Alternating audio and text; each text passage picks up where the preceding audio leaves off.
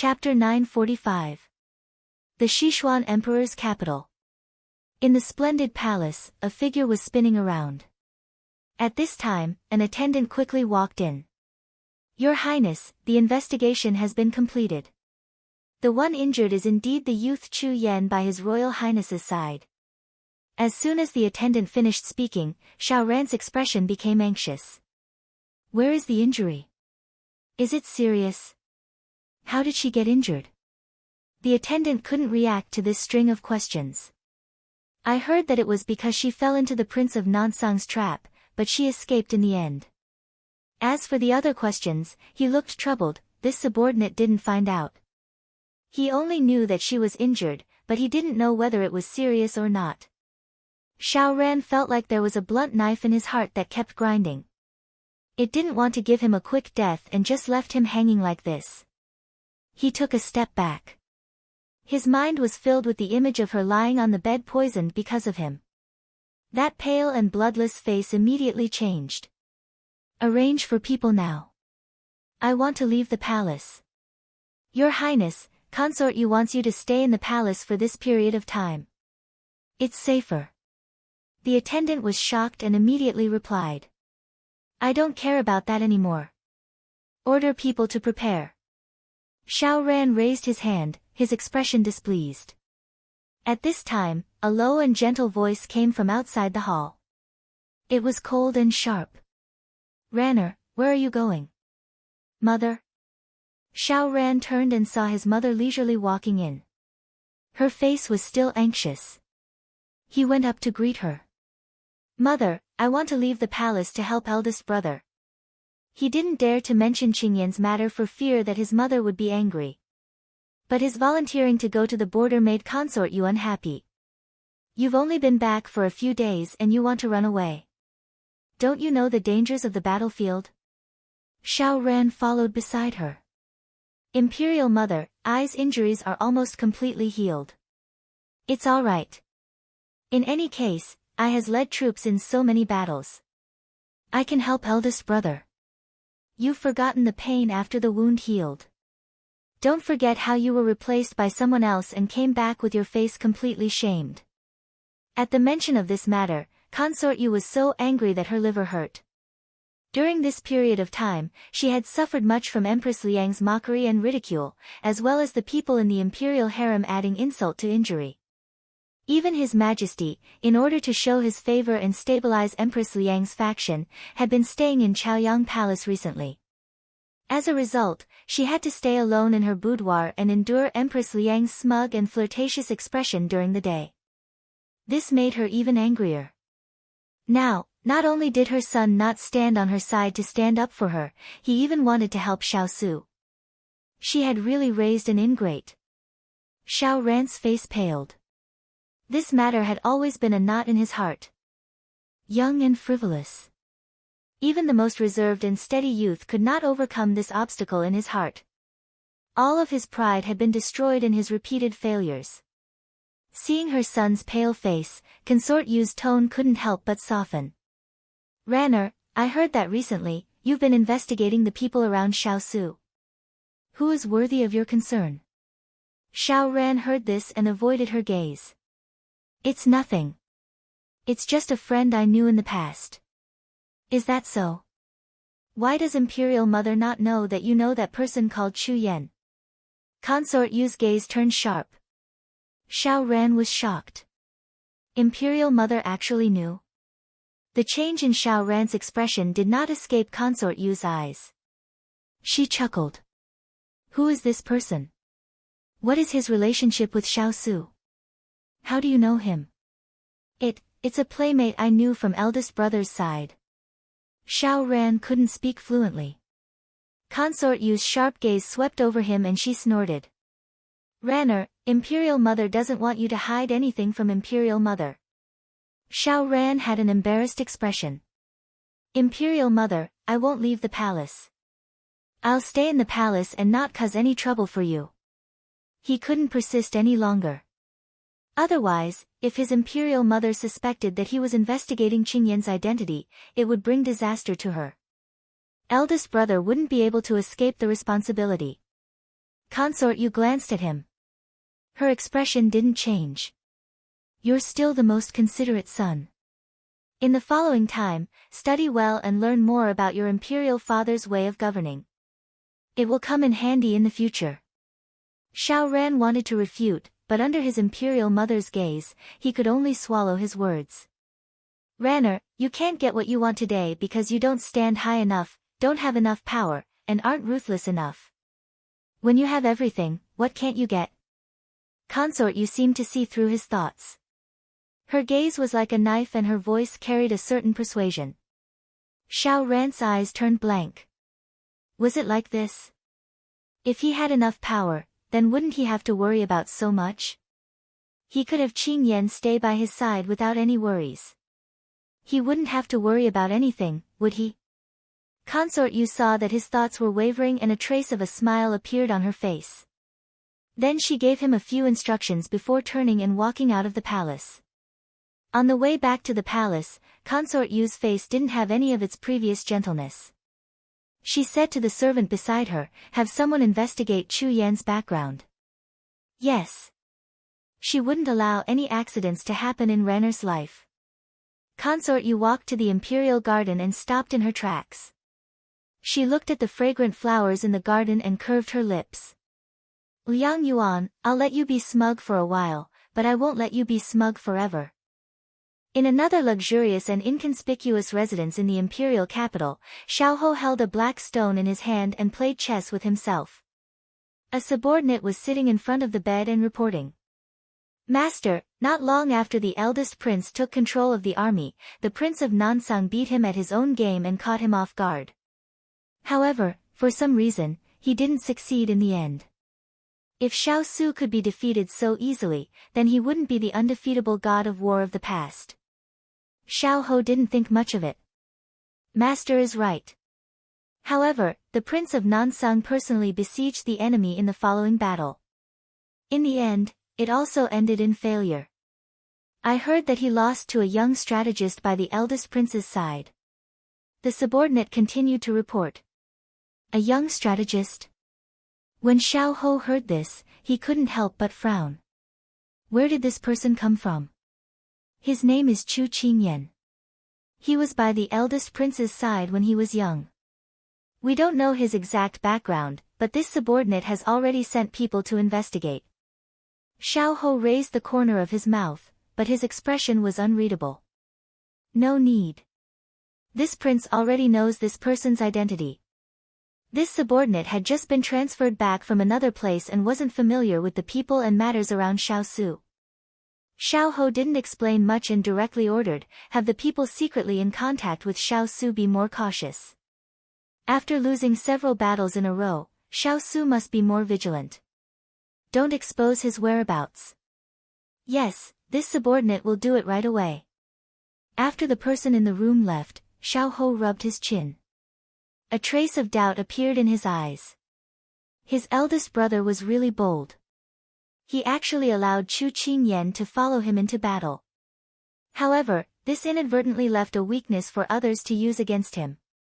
Imperial brother, oh Imperial brother, when did you let your emotions affect your decisions? In that case, I won't be polite and accept your kindness. Chapter 946. When Qingyan Luo woke up, it was already the morning of the next day. She had a splitting headache and felt weak all over. She didn't know what time it was. She turned her head with great effort and saw the little girl sitting by the bed. Chu Qingyan, who was deep in thought, turned around immediately when she heard the noise.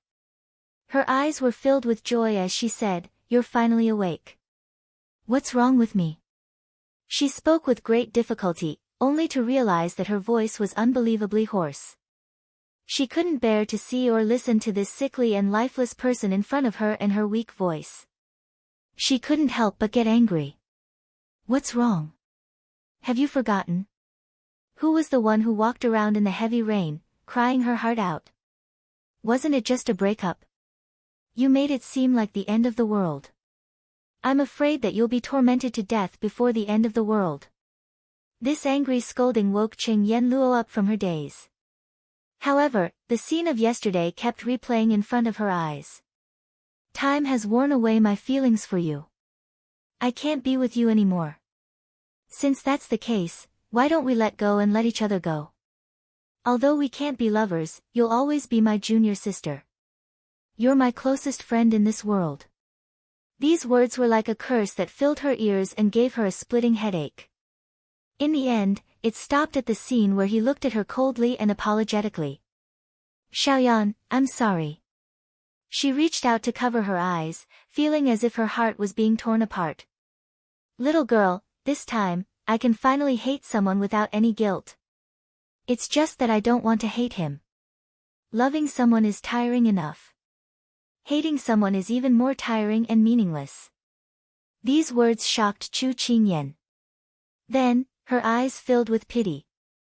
Yan Luo, it's okay. This is good too. After so many years, it's finally over. I don't have to suffer day and night anymore. Her gentle laughter hid endless desolation. Don't be like this, Yan Luo. I feel bad just looking at you. Chu Qingyan couldn't listen to her anymore. Cheng Yanluo removed her hands from her eyes and looked at the person beside her.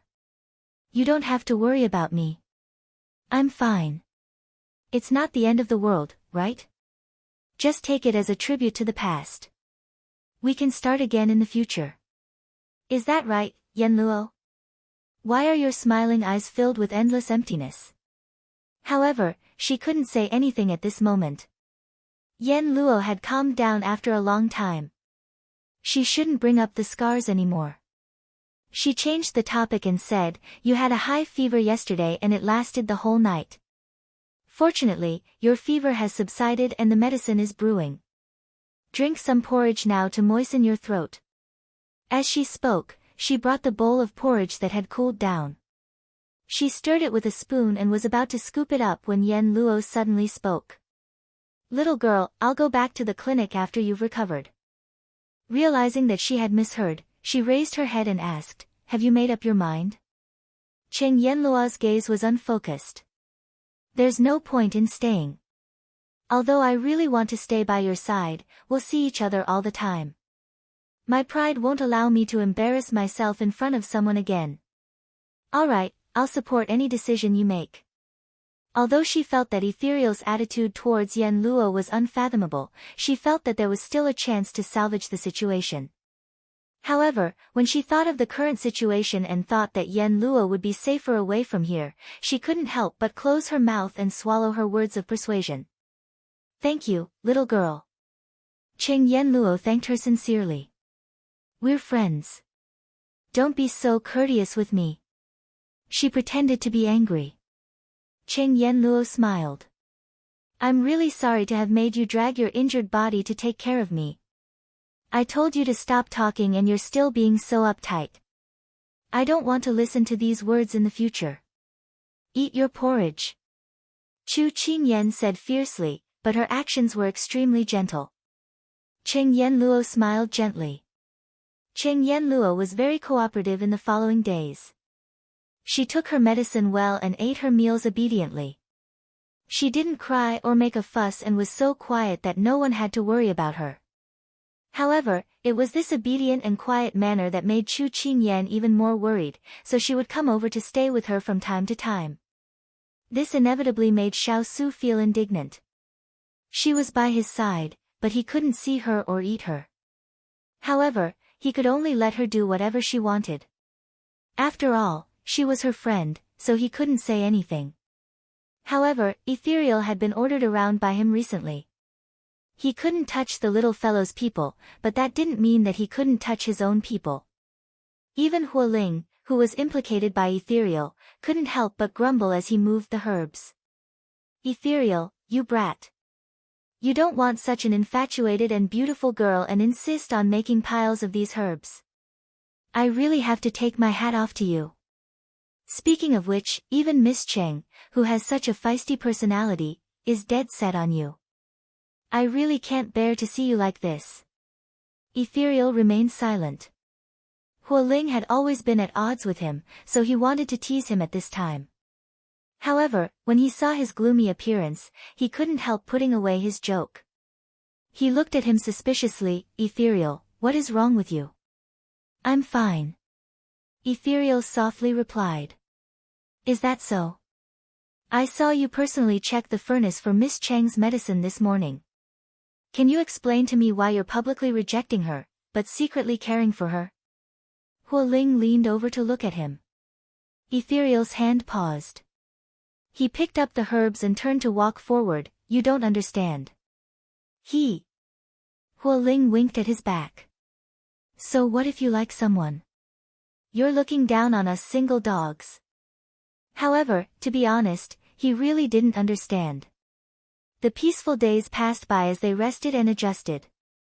Inside the study, Xiao Su and his trusted subordinates were discussing their strategy. Master, it was as you expected. We didn't make a move and Southern Song's side couldn't see through us. The spy hidden in our army couldn't hold back and sent a message to the other side. Our whereabouts were finally exposed. Hualing handed over the letter in his hand as he continued to speak. This person is very smart. He shot the secret letter out with an arrow, and the person who received it hid in the dark to take the letter. From the beginning to the end, the people of the southern blue continent never sent back a letter to him. This is also the reason why our people never found out. Xiao Su knit his brows. At this time, he had already opened the letter. After skimming it, he asked, who is this person? This person doesn't belong to anyone in the court. 2 years ago, he relied on the military exam to become our Sichuan's second place. His name is Wu Qing. Because his martial arts aren't weak and he knows a bit about the art of war, he was sent to the border by His Majesty. In these 2 years, he has made quite a few contributions and is now the deputy general of a battalion. Hualing honestly replied. He had an impression of this person. He seemed to be honest and simple. Xiao Su coldly curled his lips. It's about time. It's time for us to counterattack. Chapter 947. Although they had been biding their time for the past 2 days, and the enemy was also silent, Chu Qingyan could feel the increasingly tense atmosphere in the air, as if something was quietly happening in a place that was invisible to the naked eye. When it was close to noon, Jean Xian, who had been missing since he was taken away by Big Ice Cube, appeared in front of her. Have you gotten used to the barracks recently? She knew that Big Ice Cube had arranged for him to be in the granary, but she didn't know the details. At this time, she smiled and asked with concern. Jean Xian nodded. I'm already getting used to it, Master doesn't need to worry.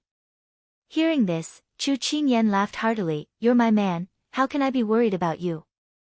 In the future, I hope that when you succeed, I can also bask in your glory. The speaker didn't mean it, but the listener meant it. Jean Xian's expression was serious, as if he was making an oath. Master, don't worry, no matter where I go, no matter what I do, as long as Master needs anything, I will ask at any time. In my heart, you are the only master. This was showing his position. Whether he could be an official or not in the future, his loyalty would never be to the emperor, but to the woman in front of him who gave him a chance to be reborn.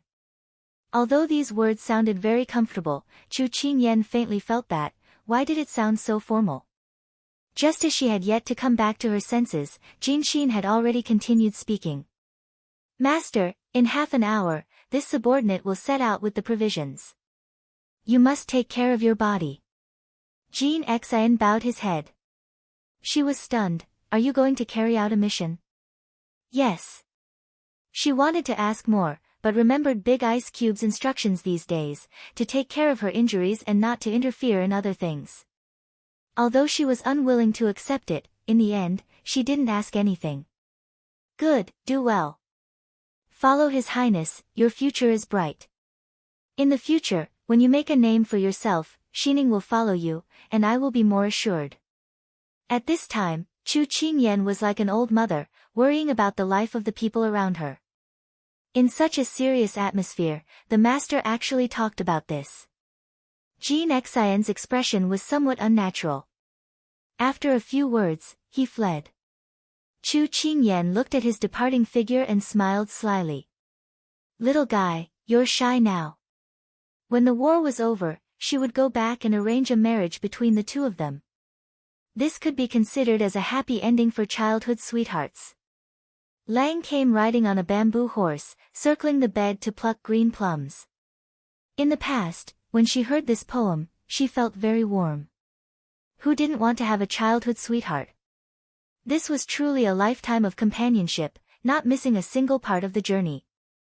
She wondered if she and Big Ice Cube could be considered childhood sweethearts. She asked him when they came to the study. Xiao Su meditated for a while and smiled faintly. You can say that. This answer was not certain at all, but on the way here, she had thought about it a lot. Strictly speaking, she and Big Ice Cube were not childhood sweethearts if it was based on their mental age. However, from the time she was 10 years old until now, he had been by her side. She also hoped that in the future, the two of them would not be separated. Her only regret was that she did not participate in Big Ice Cube's youth. That was where she regretted. If the gears of fate could have spun a little earlier, she definitely wouldn't have let him suffer so much alone for so many years. Xiao Su finished speaking and did not hear her reply. When he looked up at her, he found that she was looking at him absent-mindedly with an indescribable emotion in her eyes. He thought that she was thinking nonsense again. After thinking about it, he said clumsily. Actually, you don't have to stick to the words childhood sweetheart. In this life, I will accompany you to the end. Chu Qingyan blinked. Was she hearing things? She had unintentionally received such a surprising confession. She was simply wild with joy. Her face slowly turned rosy, and her shy eyes suddenly did not even dare to look at him. Xiao Su was still thinking hard at this moment. He continued, if there is no definition for these words, I think, in this life, we will be each other's childhood sweetheart. Just as he finished speaking, a black shadow enlarged. He looked up and saw the person in front of him suddenly pouncing on him. He instinctively reached out to catch her. Big Ice Cube, let's be each other's childhood sweetheart for life. There was a mischievous and satisfied smile in her words. When the playful voice entered his ears, he could not help but smile. Don't be so reckless. You are still injured. How did it feel to have a boyfriend who did not know how to flirt? This was Chu Qingyan's current mood. Shouldn't the next sentence be to continue to confess affectionately or to protect her?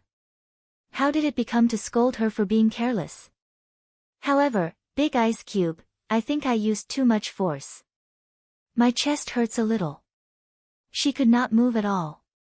She felt that if she moved, her entire body would fall apart. Was this the punishment for being impulsive? When Xiao Su heard this, he immediately and carefully carried her from his embrace and sat her on his lap. Then, he asked her where it hurt the most. He reached out and placed his hand on her chest, instilling true qi into her to help her circulate her qi and blood. A warm flow continuously flowed into her body, spreading from her chest to her limbs. Very quickly, the piercing pain slowly dissipated along with the warm flow. In the end, her entire body felt warm and comfortable. Xiao Su was worried and anxious at first, but when he saw her relaxed expression, he could not help but heave a sigh of relief. He did not know whether to laugh or cry at her previous actions. However, when his mind relaxed, he gradually felt the softness under his palm, as well as the warmth. His heart started to beat faster, as if it was contagious. His originally calm heart started to become restless. He felt that the skin under his clothes was burning fiercely. He wanted to stop, but she still needed to inject true qi. In the past, when faced with the teasing of all kinds of women, even if they took off everything, he could still turn a blind eye. His heart was calm, as if he was looking at a piece of wood walking in front of him. However, this little fellow in front of him didn't even need to use any charm techniques. She didn't even need to move. She only needed to stand there quietly and his eyes would follow her. Not to mention, she was lying obediently in his arms in the most defenseless position. He felt that his heart was about to burn from the torment. Chu Qingyan also noticed that his hand was placed on her chest. Because she was recuperating, she did not bind her chest today, so the scorching heat pressed against her, causing her face to blush again. However, she felt that the person in front of her was too serious, as if he did not have the slightest passion for love. How could she be the only one whose heart was beating wildly, suffering from the torment of budding? After moving her arms slightly and finding that she could move freely, the corners of her eyes moved playfully. She got up and wrapped her arms around his neck, and then sent her lips forward. Chapter 948. When the golden wind and jade dew met, it was better than countless things in the human world. When Chu Qingyan pressed herself against him, the two of them were slightly shocked. Then their cold lips began to burn with sparks flying everywhere, making their blood boil. When they were young, their feelings were hazy and beautiful. And when they were young, their feelings were warm and charming. When their fingers were tightly intertwined, they were unwilling to separate. The young and tender feeling was beautiful and charming, seducing people's souls. And that pair of clear and moist eyes were so bright. The combination of enchanting and pure made people unable to control themselves. His hands slid down from her shoulder to her waist, slowly bringing her closer to him. The hand on her chest moved and the two of them trembled slightly. In front of her, his dark eyes were like pearls in the night, shockingly bright, like a whirlpool. When they met, she couldn't help being sucked in. His black hair was tied up high, and at this time, it fell to the side with his body. A few strands fell into her collar, itching and numbing. She didn't know when the hand on her chest had moved to her chin. With a gentle lift, she couldn't help but endure the torrential storm of kisses that rained down on her. At this time, their lips were burning hot. The two of them panted and retreated. However, people instinctively wanted more, especially when they saw themselves in each other's eyes. They found that there was no room for anything else between the two of them. Lowering their heads, or moving closer. Lingering, they were already reluctant to separate.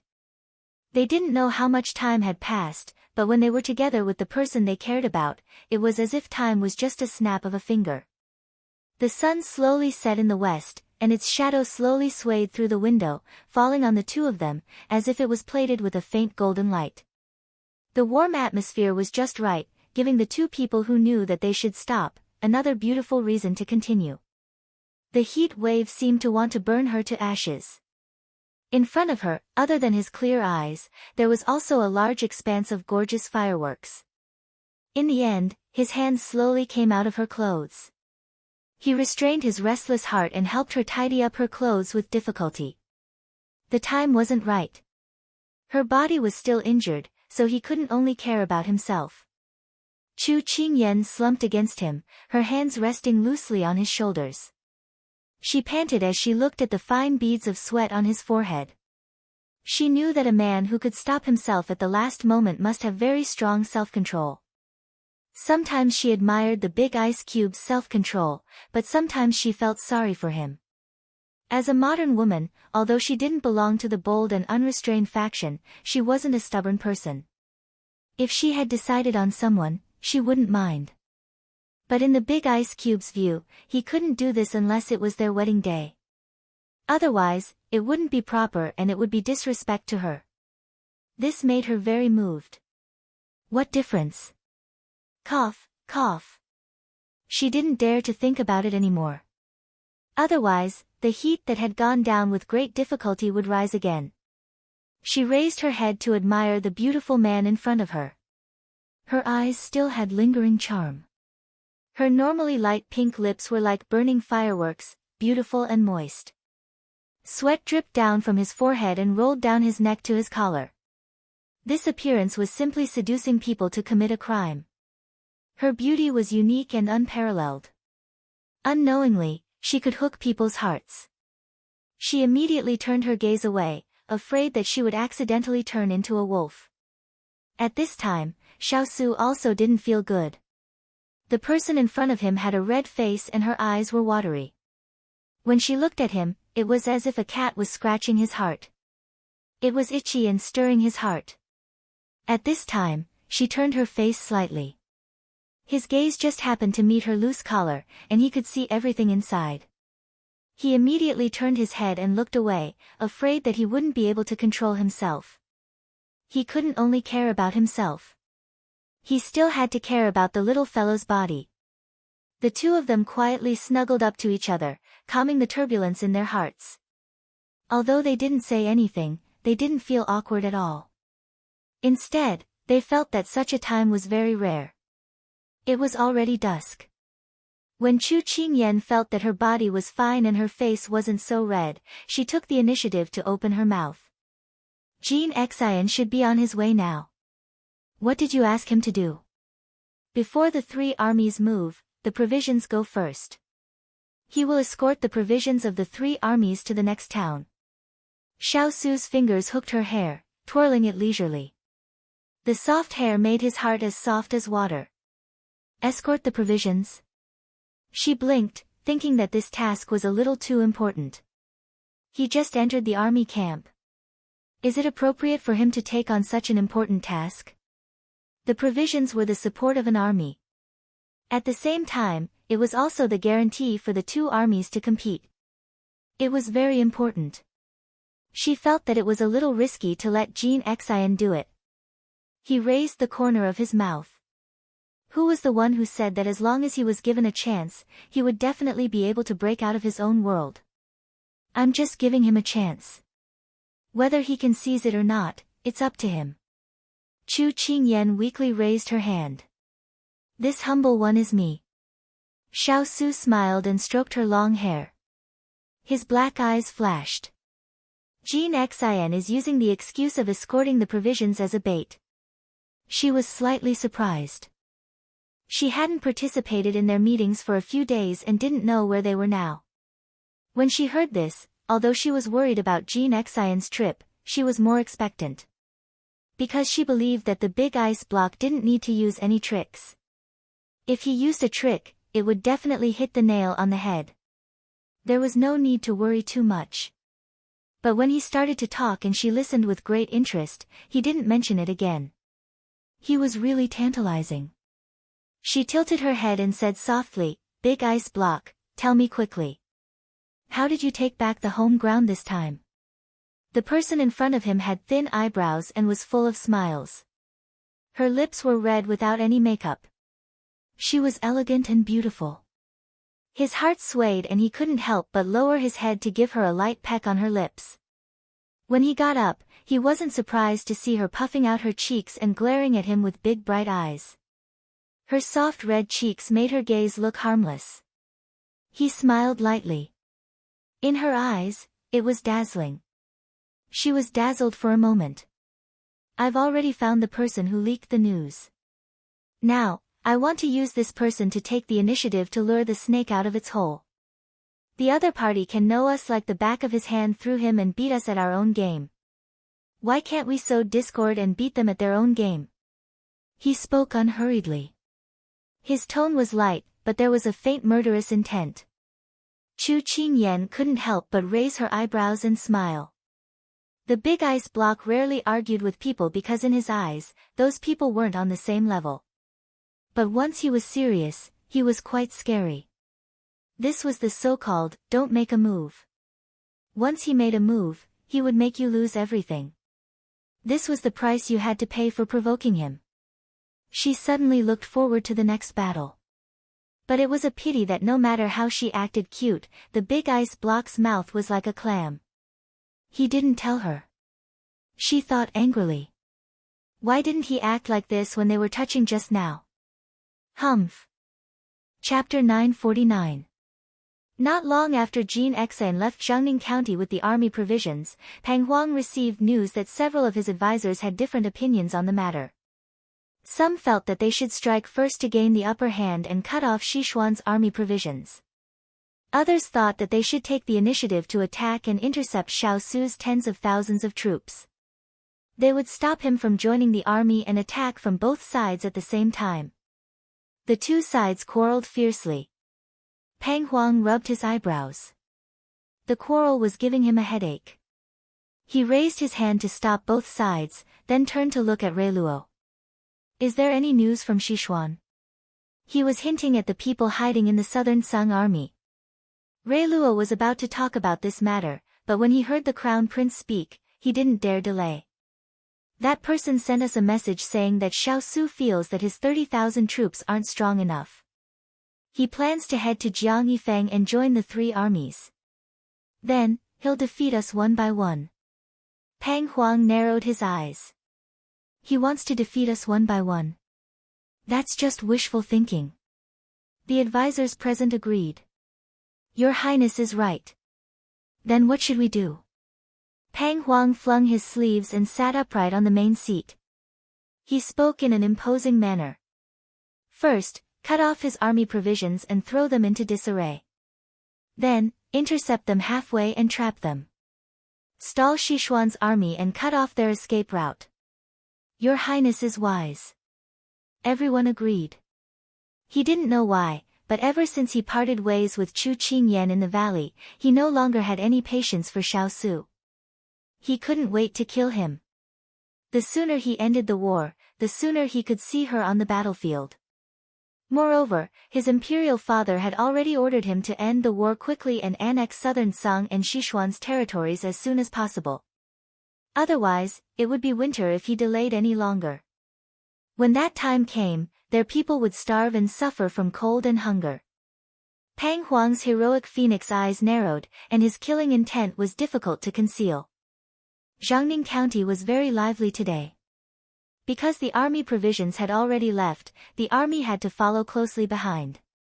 All the officers and soldiers were methodically packing up and preparing to set off. Under the locust tree, Cheng Yenluo stood in a white robe. She had applied a thin layer of makeup to cover her sickly cheeks, making her look even more radiant. However, her eyes, which were supposed to be sparkling, were as calm as still water. In just a few days, she had lost a lot of weight. Her slender waist was so slim that it was as if a gust of wind could take her away. Chu Qingyan stood in the courtyard and glanced at her. Sighing faintly, she walked forward and draped the cloak in her hand over her shoulders. It's windy. This will make you warmer. When she felt the weight on her shoulders, she came back to her senses and heard the little girl's voice. She smiled faintly and said, "You're like an old woman, chattering non-stop. Isn't it because I care about you?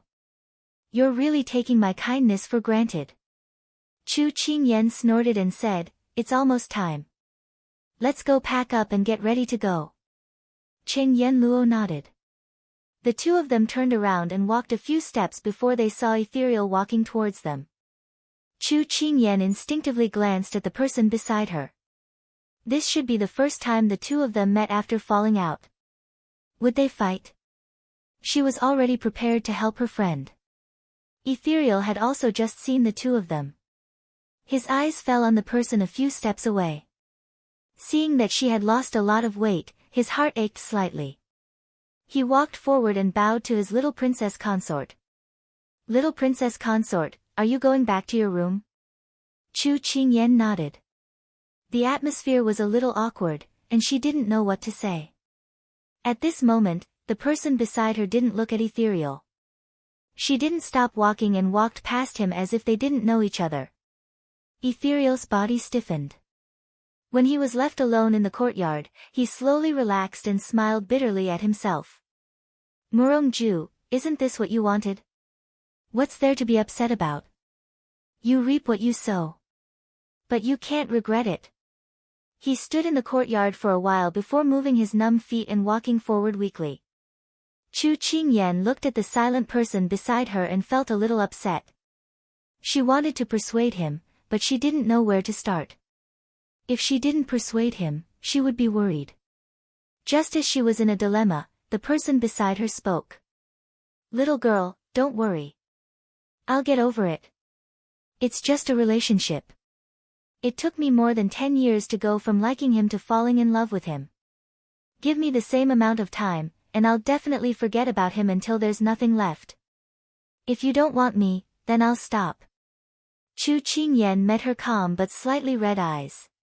Her lips moved as if she wanted to say something, but in the end, she could only nod. "Actually, even you aren't sure if you can forget him. Meeting the right person at the right time is honey. Meeting the right person at the wrong time is arsenic." She hoped that given some time, the two of them would be able to mend their relationship. Before the army left Jiangning County, Xiao Su received news that the provisions had been completely destroyed by Pang Huang's ambush. Master, Nansang fell into a trap, Huo Ling said happily. Xiao Su nodded without much expression on his face. His eyes under the mask narrowed sharply. Turan, how's the arrangement of manpower? The people we sent have already imitated Wu Qing's handwriting and habits to perfection. A few days ago, under his master's orders, he arranged for a person who was good at imitating handwriting to be by Wu Qing's side. His goal was to replace Wu Qing in the end.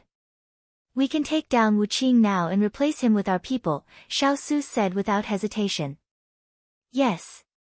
Turan bowed and accepted the order. Then should we eliminate Wu Qing by the roots? Fang Lu asked. Xiao Su shook his head. His eyes were deep as he said, no need. Wu Qing is useful to us. Huo Ling, let Lu Guang be in charge of prying open Wu Qing's mouth. Find out who the mastermind behind him is and what their goal is.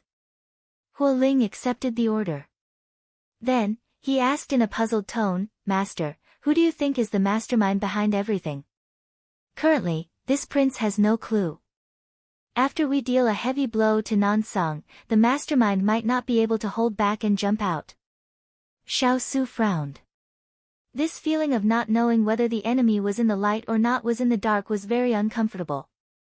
Once this battle was over, he would definitely do a thorough investigation. If this person came from another country, then he wouldn't have to worry so much. However, if this person came from Sichuan, then it meant that there would definitely be a huge uproar in Sichuan in the future. He sorted out his emotions and focused all his attention on the great battle that was about to begin.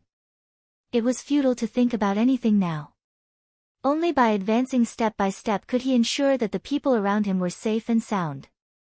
Master, the general guarding the city has already led the troops to replace the city guards. The remaining people are already in formation and waiting to move out.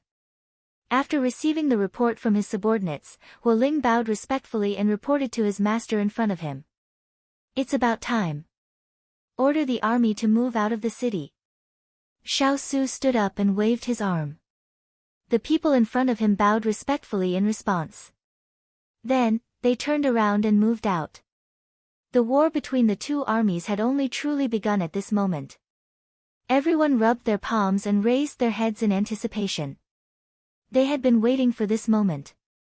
Chapter 950.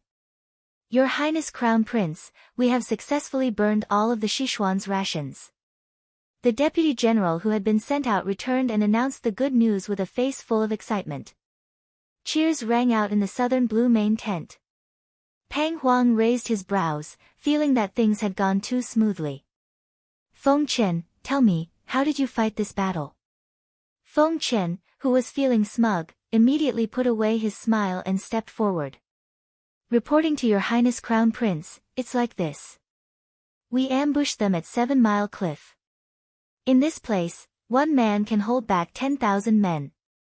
We occupied a very advantageous geographical position and set up an arrow formation. When the Sichuan's army entered our shooting range, we fired the fire arrows. At this point, Feng Chen couldn't help but raise his voice and say proudly, the rations were set on fire, and we caught them off guard. They had no time to think about fighting and immediately went to save the rations. However, our soldiers waiting at the foot of the mountain swarmed them and caught them off guard. They had to protect the rations and guard against us at the same time. They couldn't do two things at the same time. In the end, they couldn't care about either side and the rations were burned by us. With that, the soldiers beside him all gave him a thumbs up. Pang Huang listened and felt that there were no flaws, but he felt that he was missing something. Qing Qing suddenly said, General Feng Chen, did you check if the rations were real? When he said this, Pang Huang's eyes lit up. This was exactly what he wanted to ask. Feng Chen's expression changed slightly when he heard this. He had been so focused on taking credit that he had completely forgotten about this. He wanted to confess, but this question came out of Qing Cheng's mouth. He had always looked down on Qing Cheng and felt that such a thin and weak body didn't deserve to stand with such strong and valiant people like them. Moreover, He always narrowed his eyes and spoke in an eccentric manner, as if he was constantly scheming against others. Being questioned like this, Feng Chen felt very uncomfortable. He said angrily, "Of course I checked it. It's all proper rations." "Mr. Qing Cheng, do you have a problem with this general?" Qing Cheng replied calmly, "This one doesn't." "Good, Feng Chen, you've done very well this time. When we return, this prince will report your contributions to royal father." Pang Huang let go of a large stone in his heart and said with a bright smile. Feng Chen immediately agreed, beaming with joy. In fact, when he was at 7 Mile Cliff, he always felt a little strange. The provisions were burned too quickly, but when he heard His Highness the Crown Prince's promise, he immediately threw those doubts to the back of his mind. Maybe the wind was too strong, he comforted himself. "Your Highness, now that Sichuan's provisions have been lost, should we take advantage of the victory to pursue and attack?" asked Rui Luo. Pang Huang waved his hand. "Don't be impulsive. Even if we run out of provisions, with Xiao Su's army of tigers and wolves, we won't be able to gain any benefits if we rush up and fight them head-on. Now that their rations have been burned, we just have to wait for their rations to run out. When they are starving and powerless, we will give them a heavy blow. When the time comes, even if Xiao Su has the title of God of War, he won't be able to resist us at all," Qing Cheng said from the side. Pang Huang was overjoyed as if victory was in sight. He waved his hand and ordered, "In the next few days, don't act rashly. Conserve your energy and wait for orders before moving." This general obeys. In the main tent, the atmosphere was high and the blood was boiling. When Chu Qingyan learned that the provisions had been burned, it was already after the army had set off. She looked worried. "Are Jean Xian and the others okay? There aren't many casualties." He took the soldiers to do other things. Xiao Su comforted her. The original plan was to have Jean Xian pretend that the provisions had been burned, then take the opportunity to hide and wait for an opportunity to make a move. Although she was anxious, after hearing his words, her anxiety receded a lot. However, she still couldn't help but ask, "Big Ice Block, what should we do without provisions?" "You don't have to worry about that. I have my ways," Xiao Su said indifferently. Chu Qingyan nodded. Just as she was thinking of a way to salvage the situation, she suddenly frowned and felt that something was wrong. "Why is it that you, the general, aren't worried, but I, an unimportant person, am so anxious for you? Are you hiding something from me? Tell me, what is your plan?" Xiao Su laughed and pinched her nose, his eyes teasing. "Do you really want to know? Isn't that obvious?" She slapped his hand away and said unhappily. Xiao Su retracted his hand. Her strength wasn't enough to swat a mosquito. He raised his eyebrows and leaned against the wall of the carriage. "I'll tell you when you've recovered." Chu Qingyan's mouth twitched. This was bullying a handicapped person. She turned her head and turned her back, ignoring him. However, a low chuckle came from behind her. She felt embarrassed and turned around to pounce at him. She wanted to tear off his mask and pinch his face to see if he could still laugh. However, she underestimated her body. Just as she was in the air, a pain in her chest caused her spine to spasm. Her entire body fell straight towards him. Xiao Su saw that something was wrong with her and immediately reached out to catch her. After she calmed down, he held his forehead and said helplessly, "Fortunately, I had the foresight. You should obediently recover. After you recover, whether you want to climb a tree to catch bird eggs or go into the sea to catch fish and shrimp, I won't stop you." This time, Chu Qingyan, who wanted to refute, didn't have anything to say. This was called she deserved to leave a weakness for him to use against her. After sitting down again, she thought it through. Other than the few years when Big Ice Cube grew up in the palace, he spent the rest of his time on the battlefield. He had fought more battles than she had, so she didn't need to be so worried. On the contrary, she didn't want to cause trouble for him. Because of her injury, the people of Jiangning County had specially prepared a carriage for her. She pulled Big Ice Cube along with her, while Yen Luo rode alone because she didn't want to be disturbed. She hugged her knees and sat on the couch, carefully flipping through the folk joke collection that Big Ice Cube had given her. She occasionally raised her head to look at him, admiring the handsome man before continuing to read. However, she didn't know why, but after the journey today, she felt that Big Ice Cube was absent-minded and lost in thought from time to time. She was a little puzzled, but before she could ask, Turin appeared beside the carriage. "Master, Ci Shui Slope is not far ahead. Do you need this subordinate to stop?" Ci Shui Slope. What was that place? Why did they have to stop? Just as she looked at the person beside her in confusion and wanted to ask for an answer, she saw a flash of sorrow in Big Ice Cube's eyes. She couldn't help but be stunned. She rubbed her eyes, wondering if her eyes were playing tricks on her. At this moment, Big Ice Cube had already answered. "Have the army stop and rest. We'll set off in 2 hours." Chapter 951. As soon as Xiao Su finished speaking, the carriage stopped, and the orderly and solemn sound also stopped. Chu Qingyan still didn't understand, but he already got off the carriage. She didn't have time to think and immediately followed him down the carriage. After she steadied herself, she saw Turin walking up with a bag in his hand. "Master, everything is ready." At this time, Wu Ling suddenly walked in front of his master, with a trace of grief on his face. "Master, this subordinate asks you to tell Feng Ling that I will visit him next year." Xiao Su nodded, then turned to face Chu Qingyan who was walking over, and said, "I'm going out for a while, you stay in the carriage. If there's anything, find Hu Ling or Feng Lu." After saying that, Xiao Su turned around and was about to leave, but his sleeve was grabbed. He turned around and saw a pair of watery eyes. "What's the matter?" "I also want to go with you," Chu Qingyan said bluntly. Xiao Su furrowed his brows slightly as he pondered whether her body could withstand it. At this time, Chu Qingyan quickly explained, "Walking is no problem for me, if it's climbing, cough cough, it should also be no problem." Turin couldn't help but smile when he saw this, and said to his master, "Gongzi seems to be much better, why don't we let her follow?" Xiao Su looked at the little fellow who showed a pleading look because of Turin's words, and his heart softened. "Follow closely later, if you feel uncomfortable, I'll send you back."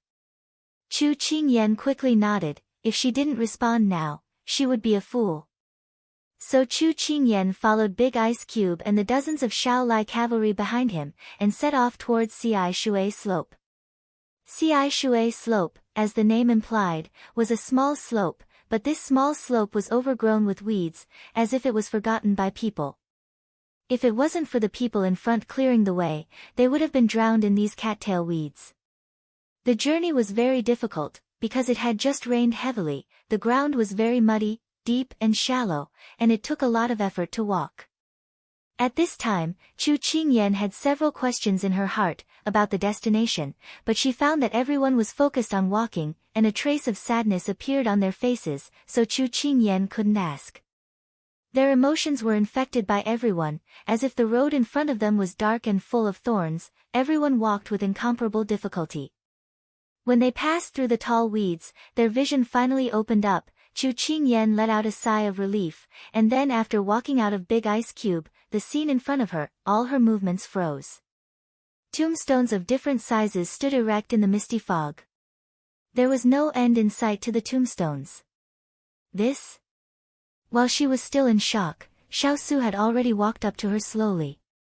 She looked at his back and felt an indescribable sadness. Even the air was filled with sadness. Her heart couldn't help but to think, what was this place? What's the persons to Big Ice Cube? At this time, the group of people stopped at the tomb at the front. Turin took out the things in the bag, candles and paper money. Were they going to sweep the tomb? The following Shaolai cavalry automatically put away their weapons, and buried their heads in weeding. The candles were lit, and in the dense mountain fog, it flickered with light, as if it was illuminating the lost stars. Xiao Su lit the incense, and closed his eyes to mourn at the tomb at the front. Chu Qingyan's heart was full of doubts, and walked to the side of Turan, who was scattering paper money, and asked in a low voice, "Turan, who's buried here?" Turan looked at the rows of scattered tombstones in front of him, as if he was immersed in some kind of memory. "There are a total of 483 tombs here, and the ones sleeping here are the most heroic Shaolai cavalry from 7 years ago.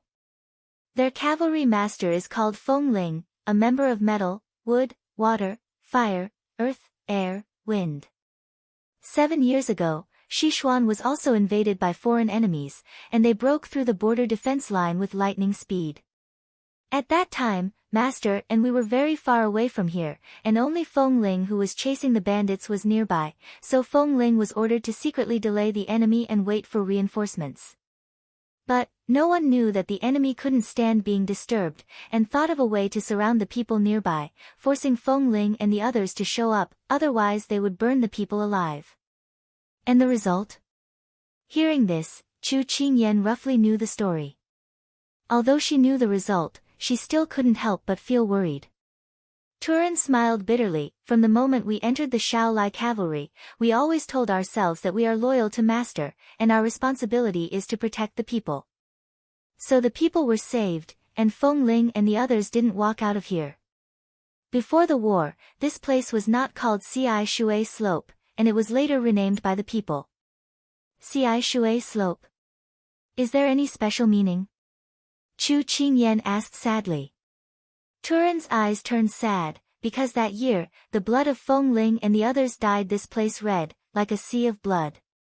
"Little princess, did you notice that these tombstones didn't have names, because when we found them, we couldn't distinguish their original appearance? Ci Shui Slope, as the name suggests, the benevolent heroes used their own flesh and blood to exchange for the lives of the people." Chu Qingyan's eyes were hot, and tears almost fell. It was enough to see how fierce that war was. "They are the heroes of the people," Chu Qingyan said softly. Turan slightly raised the corner of his mouth, with a sad arc. "Yes, they are all heroes. In that war, no one retreated, and they all fought to the last moment.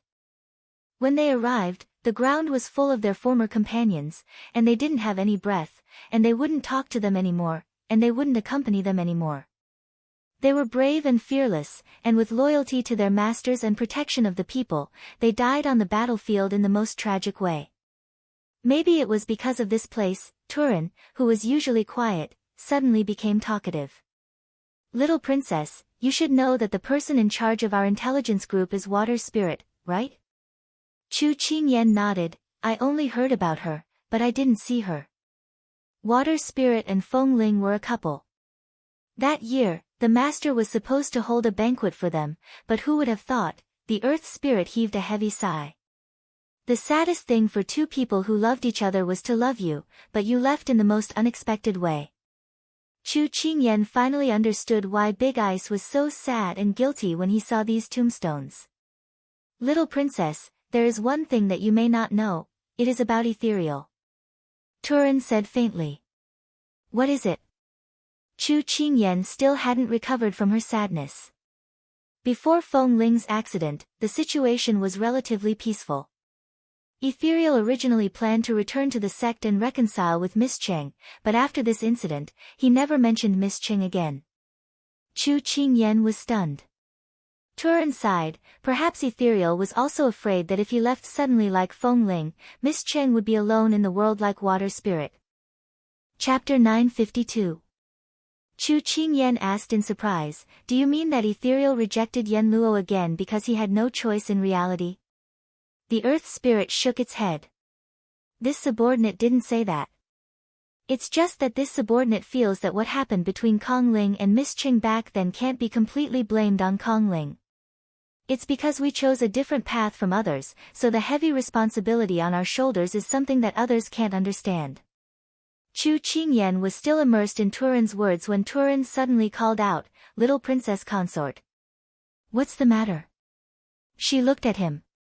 At this moment, Turan's eyes were filled with deep pleading. Chu Qingyan didn't understand what was going on.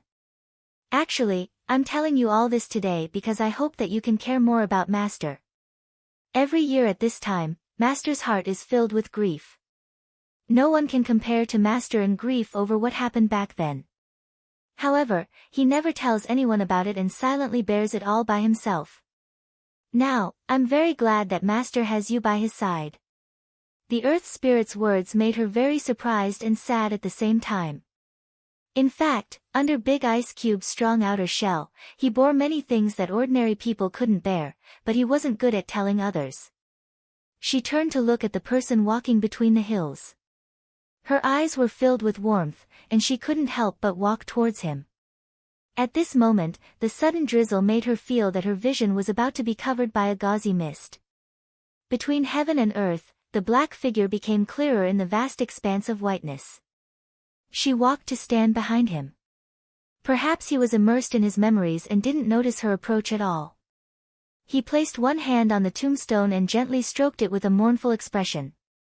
Big Ice Cube, are you willing to tell me their story? Chu Qingyan walked in front of him and looked into his eyes with a slight smile. When he came back to his senses and saw the red marks in her eyes, Xiaosu guessed that she already knew who was buried here. He smiled faintly and asked, "What do you want to hear?" "You trained hard together and had a glorious past," she said without hesitation. Xiaosu thought for a moment, and under her bright eyes, he finally agreed. Thus, she reached out and slid her fingers through his palm, holding his hand firmly. Then, she looked up and said, "I'll walk with you while we listen." The heat from his palm brought a trace of warmth in this rainy weather. His eyes moved slightly as he nodded. Thus, the two of them strolled through the grass, passing through the tombstones of the nameless clan. Along the way, Xiaosu used his deep voice to recount the days of the past, with Chu Qingyan interjecting from time to time. The rain was not heavy, but in the mountain forest, the sky and earth seemed to be misty. The low narration came from afar and could not be heard clearly. Beside Turin stood the Shaolai cavalry that came with him. One of them said, "This is the first time Master has talked about the past since Lord Wind's spirit passed away." "That's right. After Lord Wind's spirit passed away, those things in the past became taboo. No one dared to talk about it in front of Master, afraid that Master would feel uncomfortable." Another person said, "Little Princess Consort is Master's lucky star." Turin concluded. Everyone did not comment. From one end to the other, Xiaosu recalled bits and pieces of the past. As he spoke, when he finished the last sentence, he suddenly felt his eyes brighten. Chu Qingyan did not notice the change in him, as she was still immersed in the story he was telling.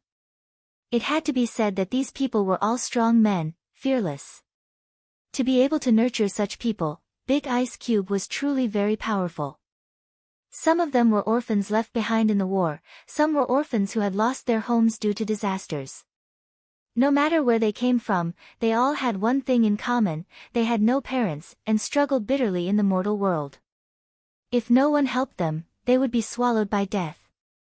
Big Ice Cube's appearance gave them life, gave them hope, and became their faith, so they followed him wholeheartedly, and never betrayed him. This was also why, whenever there was danger, the Shaolai cavalry would have the heart to die, and would rather sacrifice themselves than let their master suffer any harm. Everyone said that Xiaosu was fortunate to have such an invincible army. But others did not know, how much did he sacrifice for them. Every time someone left, the one who felt the most pain was only him. For so many years, he had been torturing himself, because he was the one who gave the order. He felt that he had ruined the lives of more than 400 of his companions, but if he did not give the order, more people would die. Therefore, he gave himself a punishment that lasted for life. Because she saw through the prison in his heart, Chu Qingyan felt extremely sad, but she knew that it was useless. She had to help Big Ice Cube walk out. She tightened her grip on his fingers, causing him to look at her. "Big Ice Cube, the dead are gone, we should look forward, and not be immersed in the pain of the past. This is also what those who left did not want to see." Her gaze landed on the tombstones in the boundless rain, and said softly, "Back then, these martyrs saved countless people, fulfilling the righteousness in their hearts, sacrificing themselves. I think at the last moment, they were proud of themselves, and had no regrets. They definitely did not want the living to be in pain. And what we can do, is to work hard to live, and then continue to fulfill their wishes, so that they can rest in peace in the underworld. Big Ice Cube, sweeping the tombs is not just a simple sacrifice, the important thing is to reminisce about the precious past, and then with a positive and optimistic attitude, work hard to live on. Willow leaf eyebrows, eyes sparkling, clear as a stream, sincere and beautiful. In the narration just now, the knot in his heart had slowly been untied, and the burden that had been suppressed for many years was finally put down. At this moment, when he heard the little fellow's words, it was as if a spring rain had hit, filling up the holes in his heart, warm and full. A soft light appeared in his eyes. Ian, thank you. Thank you for listening to my story for so many years, and for being willing to accompany me all the way. Hearing this, she breathed a sigh of relief. The big ice cube was finally put down, but she could not help but argue, "Why are you so polite? I'm not an outsider." Xiaosu could not help but laugh. He raised his hand and rubbed her head. Okay, I was wrong." Only then was she satisfied, and just as she was about to continue speaking, she suddenly heard a few sneers, followed by a pleasant voice with a strange tone. Yo, you actually know how to apologize? You know how to open your heart to people? You know how to coax girls? Did the sun rise from the west? As soon as these words fell, Chu Qingyan immediately became alert. It was simply too shocking to be able to sneak in under their noses. She could not help but coldly shout, "Who's there?" Chapter 953. Who's there? Of course, I'm there. The amused voice rang out again, but Chu Qingyan looked around and saw no one. She couldn't help but mutter, where exactly was this person? But from his words, he didn't seem to have any hostility. She heard the person speak again. This rain is really annoying, I can't even see clearly. I've squatted here for so long to look at my disciple's wife. What the hell? Disciple's wife? At this moment, Xiaosu, who was standing quietly by the side and watching the two, suddenly spoke up, "Master, don't scare Ian." The voice muttered, "You're so protective of your wife. Did I miss something good when you weren't around for the past few years?" The two of them were answering one-on-one, and Chu Qingyan finally reacted. "Master. Big Ice Cube's master." At this moment, a figure appeared in front of the two with a swoosh, holding a paper umbrella in his hand.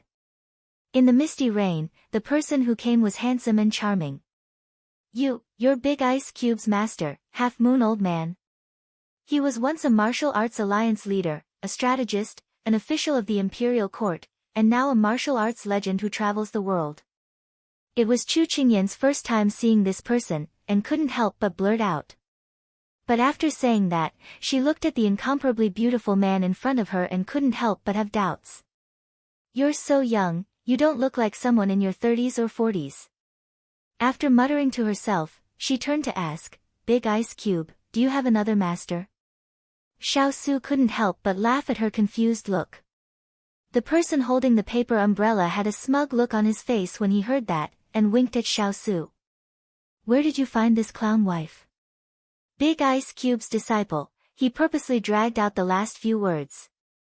Xiaosu coughed softly, and declared, "Although you're my master, this is Ian's personal Qin Wei, so you should call me by my name." The man with the paper umbrella was unhappy. "Forget your master when you see a beauty." Just when Chu Qingyan thought she had caused the conflict between the master and disciple, and was about to explain, the beautiful master had already changed into a playful and affectionate look, waving at Chu Qingyan as if he was talking to a child. "Nice to meet you, disciple's wife. Come, I don't know what you like, so I pulled out a book from under the table for you to read when you're free." As she spoke, the beautiful master took out a tattered book from her sleeve and stuffed it into her hand. She thought for a moment, then took out a big bag of gold balls and stuffed it into her hand. She said nonchalantly, "This is for you to play with." He had an old book in one hand and a heavy sack in the other. Chu Qingyan felt that her beautiful master's way of doing things was really hard to fathom. At this moment, Xiaosu saw the book in her hands, and a hint of surprise flashed through his eyes. He then understood and smiled at her. This is the only book on cultivating inner strength, and you can't find a second one in the world. It's a secret manual that martial artists fight over. Ah. This bag is filled with marbles made of gold, so you can keep it. Don't be polite. Ah. Good girl, quickly thank your master. Xiao Su rarely saw the little fellow reveal such an adorable expression, and the corners of his mouth curled up into a smile. Both of these were good things, and Chu Qingyan was simply too pleasantly surprised. She hurriedly went along with the big ice cube's words, and said with a smile, "Thank you, beautiful master." Because she was too happy, she called out the name in her heart, but it was too late to stop. However, the half-moon old man was very satisfied with this name, and patted Xiao Su's shoulder. "Although you've always been so unadorable, I've always felt that it was a pity. Who would have thought that you would finally find me such a cute disciple's wife? Not bad, you're worth teaching." The corners of Xiao Su's mouth twitched. And Chu Qingyan touched her nose embarrassedly, but she was very surprised by the interaction between the two. This was the first time she saw someone talk to the big ice cube so unscrupulously, and the atmosphere between the two seemed to be faintly harmonious and warm. "Master, you and the big ice cube have a very good relationship." Because it was the first time they met, Chu Qingyan didn't know what to talk about, but she still knew how to say some heartfelt and pleasant words. "Not good at all. If it was good, he should have followed me around the world back then, and traveled everywhere. He abandoned me, he's absolutely despicable." The beautiful master was very indignant as she complained. Chu Qingyan blinked, and then looked at the big ice cube. Being looked at by his little fellow with a questioning gaze, Xiao Su turned to his master and said indifferently, "If master's so-called traveling refers to visiting brothels, entering casinos, and robbing the rich, this disciple feels that doing something practical for the country and the people is more important." Chu Qingyan blinked, and finally looked at the beautiful master. The beautiful master was looked at by his disciple's daughter-in-law with such a clear gaze, and his old face was a little embarrassed. He angrily said to Xiao Su, "You're exposing me again. I already told you, when you're outside, you have to leave some face for me. Don't forget, it was master who raised you up with nothing but shit and urine." Xiao Su indifferently retorted, "Master, before you say this, put away the beauty's paper umbrella in your hand." The beautiful master looked up at his umbrella. It was quite normal, but it was more suitable for a woman to hold, and he took it with him from the brothel today. However, he already didn't have the mood to continue bickering with his disciple, because every time he was shut down by him with a few words. Thus, the beautiful master turned to his disciple's daughter-in-law and said, "Su is so quiet and doesn't know how to be romantic. You definitely won't be happy with him. Why don't you come with me? I'll take you to see all the beautiful men in the world, and then I'll pick a beautiful husband for you. How about that?"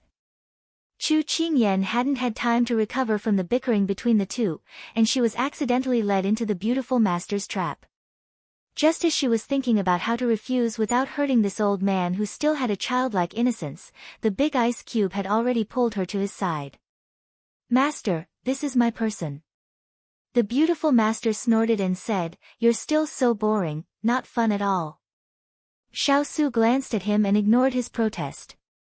Instead, he said indifferently, "Master, this umbrella doesn't suit your style and bearing." When the man who was nagging heard this, he glanced at his umbrella and felt that his disciple's words seemed to make sense. He immediately turned his hand and stuffed the umbrella into his disciple's daughter-in-law's hands. He didn't feel that there was anything wrong with giving away something that he didn't want anymore. "Disciple's daughter-in-law, help me hold it." After he finished speaking, raindrops fell on his face. The beautiful master muttered, "It doesn't suit, but it can shelter you from the rain." Finally, he felt that something was wrong. "Good, Su, you're scheming to make me give the umbrella to your wife. How cunning." Chu Qingyan immediately handed the umbrella over. "Master, you can shelter yourself." "No need, I'm in good health, and you're still injured. You can cover yourself for fun," the beautiful master said proudly. Chu Qingyan looked at this pair of master and disciple and felt inexplicably funny. Chapter 954. When Chu Qingyan was smiling helplessly under the umbrella, she suddenly realized that her clothes seemed to have dried.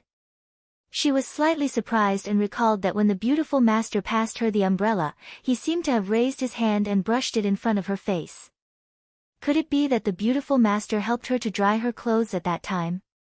This was the only explanation at this time. Yeah, she had to hug this thigh tightly.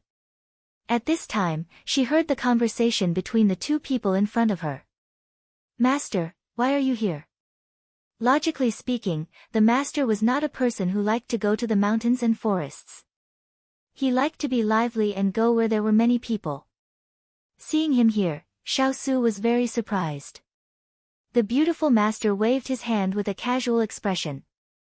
When I was in the land of warmth, I heard people say that you went to war, so I specially came to see if you lost an arm or a leg.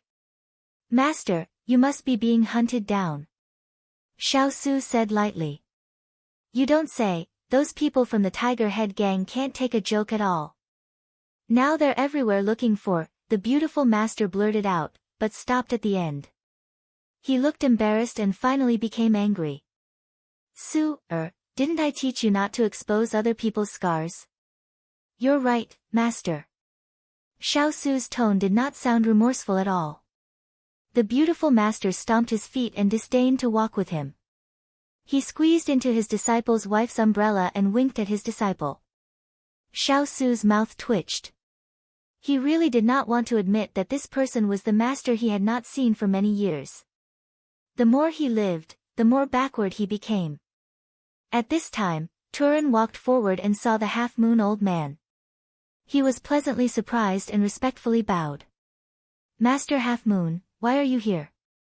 Your subordinates haven't seen you for a long time. The beautiful master glanced at him and smiled. Country bumpkin, I haven't seen you for a few years and you've become more and more high-spirited. Are you interested in going to Jianghu with this old man? This old man remembers that you're good at making tea. Master Half Moon, I still have to go to war with my master. I can't accompany you. Moreover, I don't know how to make tea. The one who knows how to make tea is ethereal. Turan replied righteously. The beautiful master rubbed his nose and looked around. I knew it. How could someone as stubborn as you know how to make tea? So this old man remembered wrongly. The one who knows how to play chess is definitely you. The chess player is water spirit, Turan corrected.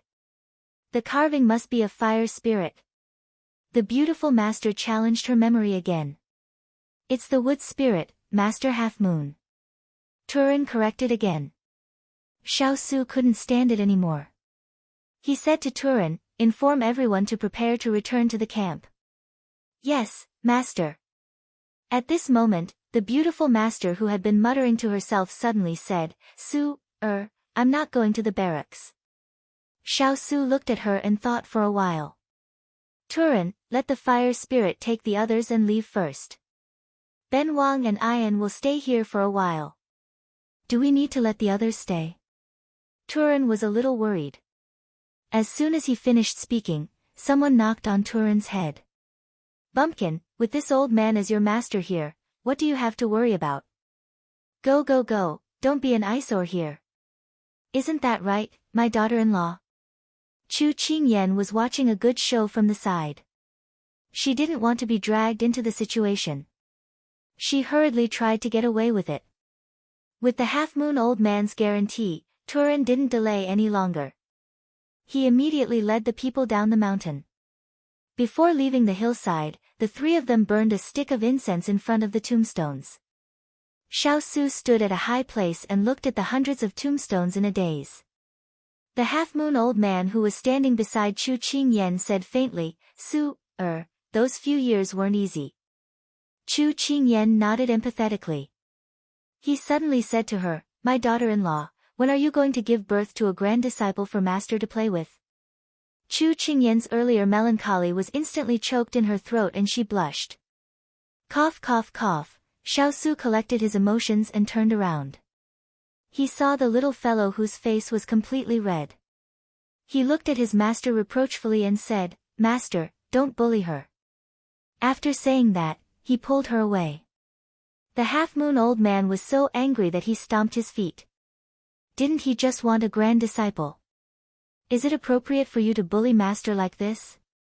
She couldn't help but admit that this master was very cute. Chu Qingyan couldn't help but speak up for him. If I don't bully her, he's going to leave. Xiao Su's lips curled into a faint smile. Chu Qingyan could feel his true happiness. She thought unkindly that it was his fortune to be bullied by the big ice block. After all, he cared about this person. Otherwise, with the big ice block's temper, he wouldn't even be willing to look at unrelated people. Looking at a certain beautiful master who was abandoned by his disciple and his wife, he was very sad. His disciple ran away with his wife and didn't want him anymore. As the few of them left, the rain gradually lessened. Finally, the sky began to clear up. Sorrow had its end, but so did joy. The three of them went down the mountain from another direction and found a clean place to sit down and rest. After the rain, the air was fresh and clean. Everyone felt relaxed. Along the way, the beautiful master talked about his heroic deeds in the pugilistic world. Xiao Su listened quietly and didn't expose him. Chu Qingyan expressed a strong curiosity about the rich and colorful life of the pugilistic world. She would ask questions from time to time. Usually, he didn't have much interest in these things with his taciturn disciple. Now that there was a daughter-in-law who knew how to appreciate his disciple, the more the beautiful master looked at her, the more he liked her. The more he talked, the more excited he became. In the end, he kicked his taciturn disciple off to hunt and prepare dinner. In a short time together, Chu Qingyan finally understood the strange expression on the big ice block's face when he mentioned his master. This master was really a god who caught people off guard. His words and actions were not arrogant, and he looked like an idle young master. However, if one listened carefully, they would be able to feel that this person was very experienced and knowledgeable. No matter what the topic was, he could continue to talk about it. Moreover, he had his own unique views on political affairs. Chu Qingyan finally understood what it meant to be a real person. However, this beautiful master seemed to be very picky.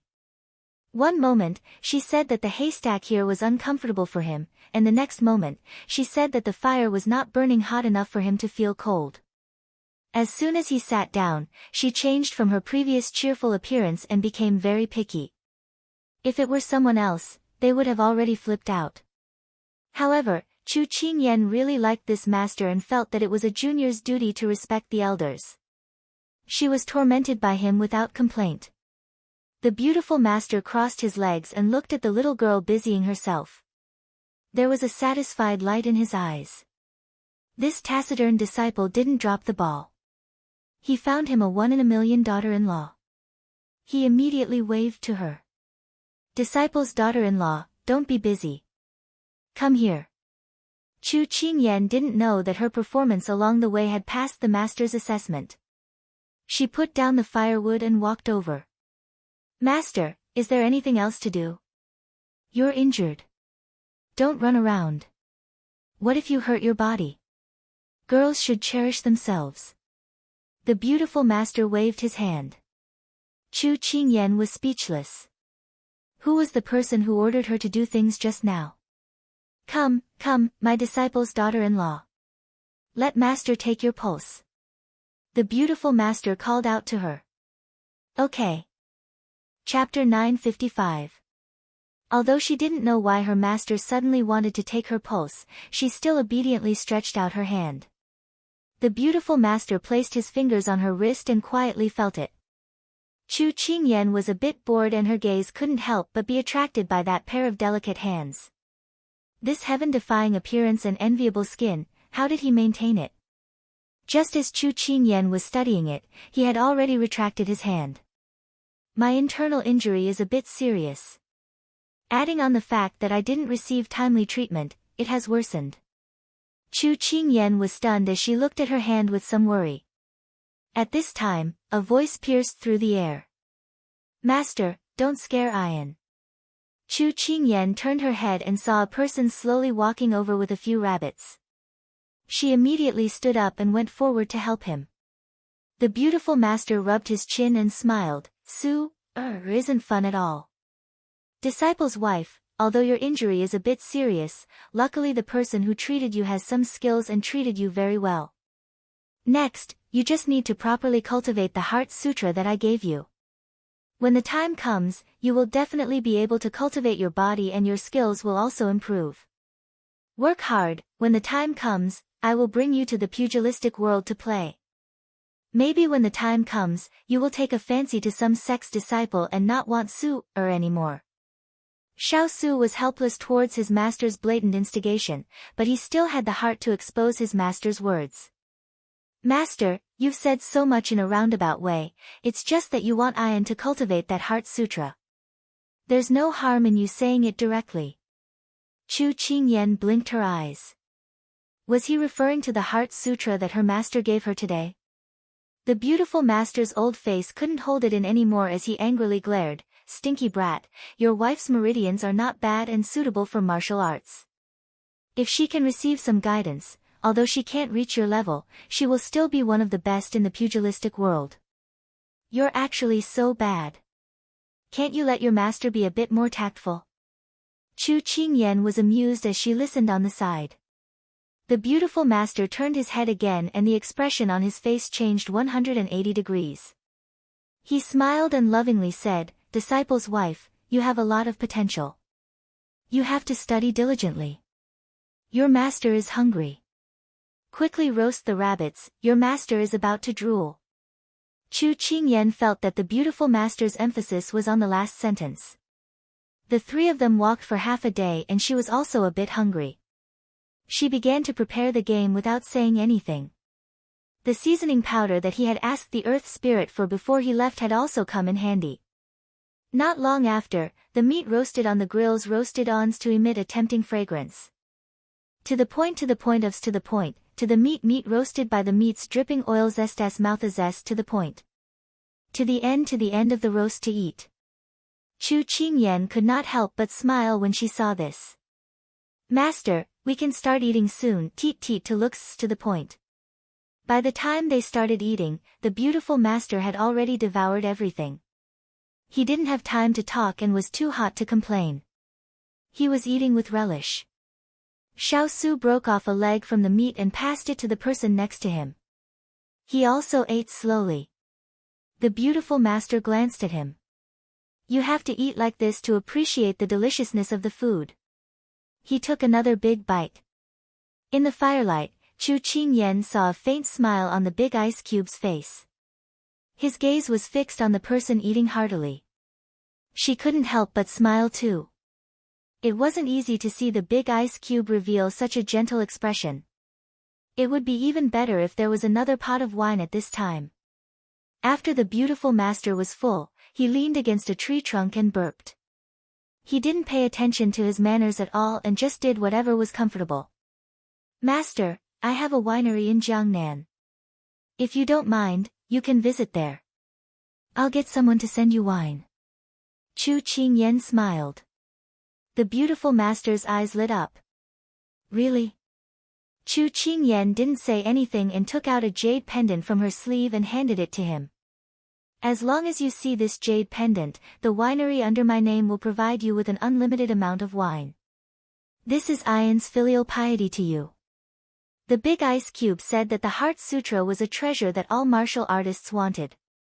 The master gave it to her because he acknowledged her identity and showed his love for her. How could she be stingy when the master gave her such a precious gift? The beautiful master held the jade pendant and was as happy as a child. Chu Qingyan turned and smiled at the big ice cube beside her. Master is really easy to satisfy.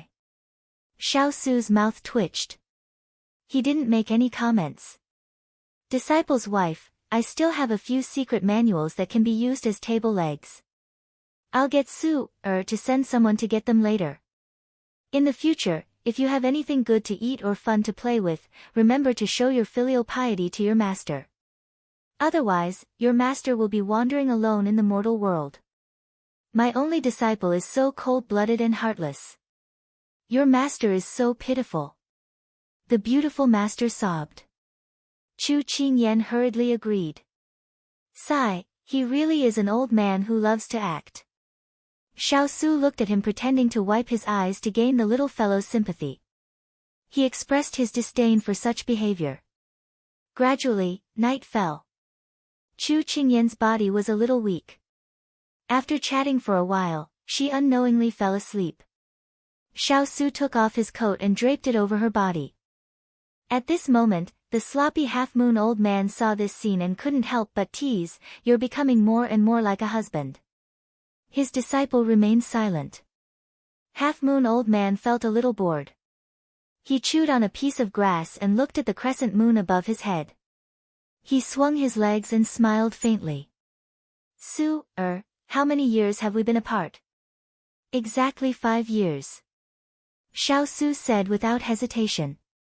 You must have lived well in these 5 years. At least you have more expressions on your face. You're no longer as expressionless as before. Half-moon old man glanced at him and smiled. Xiao Su didn't refute. I have Ayan by my side. Master knows that it was the retired emperor who arranged this marriage for you. Previously, I met your grandfather in the tavern. He didn't bring any money and cheated me of a lot of money for wine. Just thinking about it makes me angry. Oh, no, I digress. Your grandfather said that you have a calamity in your life and you need a fated person to solve it.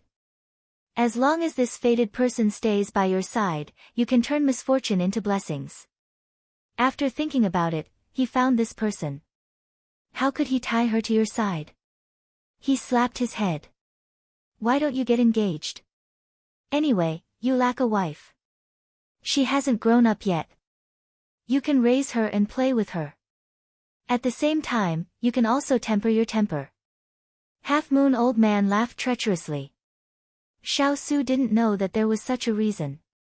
He only wanted to rub his eyes when he heard this. An unreliable master and an unreliable imperial grandfather. This was really enough. But to be honest, the little girl is quite unlucky. She got involved with this foul imperial family. So, you have to treat her better. Half-moon old man finally said something reliable. Xiao Su nodded seriously. Disciple will remember. Sigh, it's not easy to make an iceberg understand. Master thought that you would be a bachelor for the rest of your life. Chapter 956. Chatting with his master, accompanied by his true love, was a rare moment of relaxation. In Xiao Su's eyes, this was more like a family having a picnic outside. Master, where do you plan to go next? Xiao Su leaned on the tree trunk and turned to ask. I'll decide tomorrow. If you don't have to worry about tomorrow's matters today, then you can enjoy your life. The half-moon old man said leisurely, then started to hum a tune. Leisurely, leisurely, there's meat, there's money, my heart is leisurely, my troubles are leisurely. Throughout the mountains, other than the chirping of insects and the croaking of frogs, there was only a clear and interesting hum. How long had it been since he heard this tune? Xiao Su looked up at the night sky, the stars twinkling in the sky. It was as if he had returned to those peaceful years. The mortal world is leisurely, life and death are leisurely, there's trouble and there's suffering. I have it, you have it, everyone has it. It's better to have a leisurely day, a leisurely lifetime. When Chu Qingyan woke up, the sky was already bright. She felt that she hadn't slept so comfortably for a long time, and it was under such natural scenery that she could completely relax. Last night's dream was filled with pleasant tunes. She couldn't help but stretch lazily, stood up refreshed, folded the big ice cube's coat, and then looked around to see where they had gone. At this time, a fruit flew over. She raised her hand to catch it, and then looked in the direction it came from. She smiled and said, Good morning, Master. Disciple's wife, did you sleep well last night? The beautiful master popped his head out from the tree and greeted her. She nodded. At this time, Xiao Su walked over with a few fish, not a trace of water vapor on his body. Good, we'll have grilled fish this morning. The beautiful master immediately urged his disciple's wife to prepare. Chu Qingyan smiled and agreed. It's good to have a wife who can cook. If you weren't taken, Master would have brought you along. The beautiful master bit into the fish, his tone full of pity. But as soon as he finished speaking, he received a cold glance from his disciple, and immediately looked away as if nothing had happened. Seeing his disciple's angry look, it was really good to eat. Master, how can I be like you with the art of retaining one's youthful appearance? Can you teach me? Chu Qingyan was very curious, and since she had the time, she immediately asked. Do you want to know? Yes, yes. Which girl wouldn't want to? The beautiful master beckoned with her finger. When Chu Qingyan saw this, she immediately wanted to go up to him. However, her collar was grabbed. She turned around and saw a dark face. Sit properly, Xiao Su said grumpily. Chu Qingyan heard this and immediately became angry. What are you doing? The beautiful master at the side immediately fanned the flames. Disciple, how can you be so fierce to your disciple's daughter-in-law? Be careful not to scare your wife away. I'm not his wife. Chu Qingyan hugged her shoulders and snorted. Xiao Su felt a headache coming on when he saw the two of them standing together against him. That's not what I meant, Ian. What do you mean? Chu Qingyan narrowed her eyes. You don't want me to ask Master for advice, is it because you don't want me to maintain my appearance? Do you want me to obediently stay at home and be your haggard wife in the future? That's what he meant. The beautiful master didn't realize that she was the fuse at all and continued to fan the flames. Xiao Su rubbed his eyebrows and then took the little fellow's hand. He lowered his eyes and explained, what I mean is, no matter what you look like, you'll always be the most beautiful in my eyes. There's no need to think about those insignificant methods. Once these words came out, they successfully appeased Chu Qingyan's emotions. Her family's big ice cube was the kind of person who didn't usually say romantic words, but when it came to critical moments, he would immediately seduce people. What should she do? She really wanted to pounce on him. But, cough cough, public morals are degenerating day by day. How can you casually say such words in front of the elderly? Also, disciple, you were jealous just now, weren't you? An untimely voice sounded. Only then did Chu Qingyan remember that there was someone else beside them. She immediately stood up and stomped her feet. I'll go get some water for you to drink. After saying that, she immediately ran off. The beautiful master, who wished for the world to be in chaos, took the last bite of the fish and pulled the fish bone out of his mouth. He said with a smile, disciple's daughter-in-law is so easily embarrassed. Xiao Su sighed lightly. In the future, he shouldn't let the little fellow stay with master, otherwise he would have to think about how to put out the fire every day. Time passed by amidst the jesting of the beautiful master. Good times always flew by quickly. Disciple's daughter-in-law, master has to go. So fast. In a short period of time, she already liked this beautiful master who didn't put on airs and was very cute. There's no banquet that doesn't end. But before I leave, master has a gift for you. The beautiful master said with a smile. But when we met, didn't master just give Ian a gift? Chu Qingyan hurriedly said. This is what it means to have a beginning and an end. Come, watch carefully. Master will show you a set of sword techniques. You can remember as much as you can. There's no need to force yourself. As soon as his voice fell, the beautiful master picked up a withered branch from the ground and began to wave it. Graceful and graceful, like moving clouds and flowing water, like a dragon swimming in the air. Every move was like a silver chain, wantonly dancing in the air, beautiful and smooth. Knowing that this was the beautiful master teaching her martial arts, she immediately watched without blinking, concentrating on memorizing the sword moves in her mind. When the last move was finished, the beautiful master looked at her with a smile. This is something that master casually made up to deceive people when I was traveling these past few years. But it's very suitable for a girl like you. If you can remember 50% of it, you can walk sideways in Jianghu. Chu Qingyan's eyes lit up. Thank you, master. Ian has memorized it all. Memorized it all? This time, it was the beautiful master's turn to be surprised. She nodded heavily. Xiao Su said rather proudly, Ian has a photographic memory. The beautiful master glanced at his disciple's wife in surprise, then said regretfully, if only master was born 20 years earlier. Su, this brat, is really lucky. Chu Qingyan laughed mischievously. Alright, it's almost time. Master has a few friends to drink, so you don't have to send me off. The beautiful master waved his hand casually at the two of them with his back facing them. Then, he swung the withered branch in his hand and walked slowly. However, every step he took covered several feet, and he soon disappeared in front of them. Only his loud chanting still echoed in the air. In life, you worry about me and I suffer. Only talking about winning and losing, how much joy is there? It's better to walk the Jianghu with a jug of wine and a sword. Free and unrestrained, unrestrained and unrestrained. It was really enviable. Big ice block, master is living so freely. Master is a person with a story. Only by completely letting go can he be carefree and open up about life. Xiao Su smiled faintly, then bent down in front of her, I'll carry you. She nodded, knowing that her current body was not suitable for practicing martial arts. Lying on Xiao Su's back, she looked back in the direction where he had disappeared. A faint admiration appeared in her eyes, then she turned back and let the big ice block carry her quickly through the forest. Chapter 957. Big Ice Cube, once we're done with everything, let's walk the Jianghu with wine and a sword. What do you think? She laid on his broad shoulders, feeling the wind blowing against her face. She suddenly had this thought and blurted it out. Xiao Su clenched his fists, his gaze deep.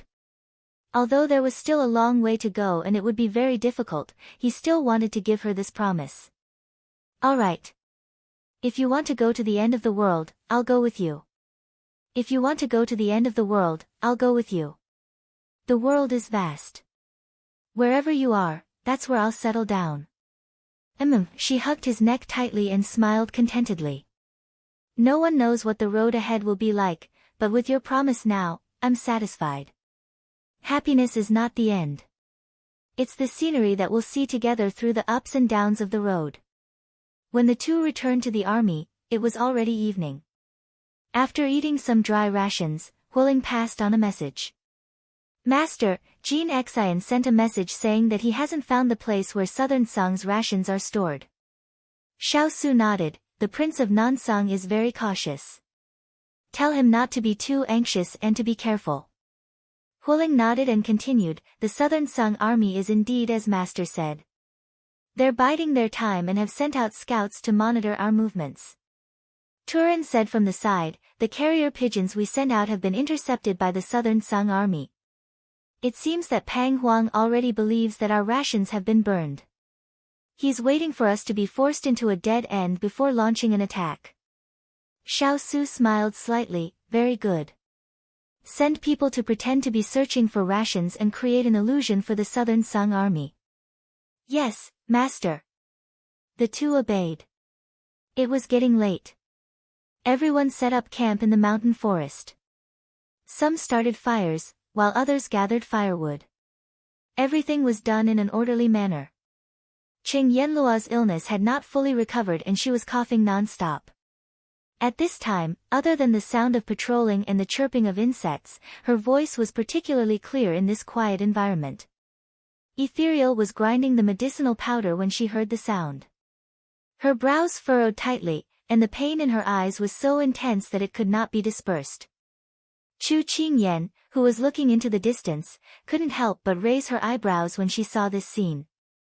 Could it be as Turan said, that there was a secret to Ethereal? Big Ice Cube, do all of you like to put your thoughts on other people? She couldn't help but poke the person beside her with her elbow. Xiao Su followed her line of sight and understood. He thought for a while and said, that depends on what it is. If it's for the other party's good, maybe. You guys are always so stubborn, unilaterally making decisions for others. I don't want to talk to you tonight.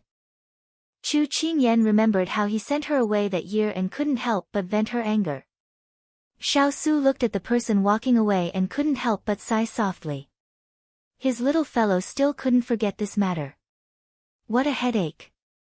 At this time, Chu Qingyan had already returned to her tent. Because she was dressed as a man, and because Yen Luo's identity had been exposed, she was now accompanying her as a female doctor. Therefore, Yen Luo had a separate tent. As for Qing Yen Luo, because she was injured, she also had a separate room. At this time, Chu Qingyan sat in her tent for a while. She heard the sound of coughing from time to time. She couldn't stand it any longer and got up to walk to Yen Luo's tent. Why are you here? Qing Yen Luo was surprised to see the person in front of her. Chu Qingyan sat down beside her and smiled. It's still early and I can't sleep. I heard you coughing, so I came to see you. Qing Yen Luo was listless when she heard that. She smiled laboriously. I'll be fine in 2 more days. Chu Qingyan didn't really believe her. Although she didn't know much about medicine, she knew that emotions could affect a person's condition. Especially Yen Luo, who was depressed now, it was very detrimental to her condition. She wanted to mention her relationship with Ethereal, but after thinking about it, she felt that it wouldn't be good to be too direct. Therefore, she beat around the bush and said, you and Ethereal don't seem to have talked much recently. We're not in contact anymore. Qing Yenluo's smile disappeared. Sure enough, the word ethereal was like gunpowder in front of her. Chu Qingyan was silent for a moment. If she didn't say anything now, she was afraid that she wouldn't have the chance to say anything in a few days when she would be busy. Yen Luo, have you ever thought that Ethereal seems to have suddenly become a different person? His attitude towards you is completely different from before. In fact, it might be because he has difficulties in his heart. Chu Qingyan didn't get any reaction from Qing Yenluo after she finished speaking. She felt that something was amiss. Qing Yenluo forced a nonchalant smile and said, little girl, I've given up on him. Even if he has difficulties in his heart, it doesn't matter to me anymore. I can't accept a person who keeps pushing me away for reasons I don't know. Since he told me that there's no place for me in his heart, even if he has difficulties, I'll follow his wishes and believe him. Yen Luo, Chu Qingyan didn't know what to say. I'm exhausted. I've used up all my strength in the past few years. I can't go on anymore. Qing Yenluo smiled. Her eyes were like flowers of loneliness. No matter how beautiful the road was, no matter how much one looked forward to the end, if there was no one to support them along the way, they would give up sooner or later due to exhaustion. At this moment, Chu Qingyan didn't know what else to say to comfort her. I'm sorry, I shouldn't have brought this up again. Little girl, it's all right. You don't have to blame yourself. This is the life I'll have to face in the future. Qing Yenluo smiled faintly. A trace of envy appeared in her eyes. Actually, I'm very happy for you. You've met someone who cares about you. This way, you won't have to work so hard. Chu Qingyan held her cold hands, wanting to give her some warmth. Don't be sad. You still have me. All right. Qing Yenluo smiled at her. After Qing Yenluo fell asleep, Chu Qingyan left. On the way, she encountered Ethereal. Young master. Ethereal called out, then stood there hesitantly. She could tell that he had something to say. She stopped in her tracks and asked, what is it? Is she having a bad cough? I've prepared some loquat cough ointment. Before Ethereal could finish, Chu Qingyan interrupted him. Ethereal, tell me honestly. Did you give up on Yen Luo because you have difficulties? Ethereal stood there silently. After a long while, he said sadly, young master, please believe me. I won't hurt Yen Luo. Isn't the harm already there? Chu Qingyan retorted. Ethereal was speechless. Chu Qingyan sighed softly. She took the ointment from him. Why do you have to do this? She then turned and walked towards Yenluo's tent. Ethereal lowered his eyes and smiled bitterly. As long as she lived well, he was willing to bear all the blame. Chapter 958. Sichuan's capital city. Higashio Motetsu stood in his study, holding the news about the front line in his hands. The little girl was surrounded and injured. These words tugged at his heartstrings. After seeing that she had successfully escaped danger, he let out a long sigh of relief.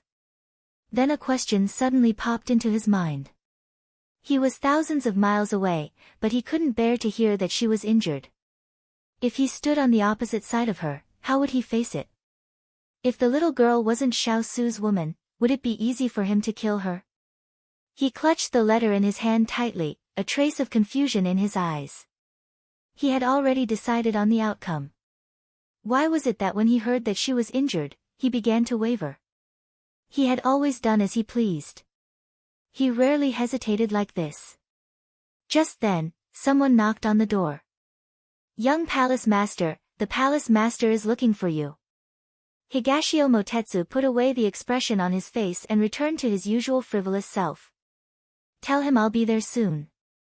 He threw the letter in his hand into the stove, opened his folding fan, and unhurriedly pushed open the door and left.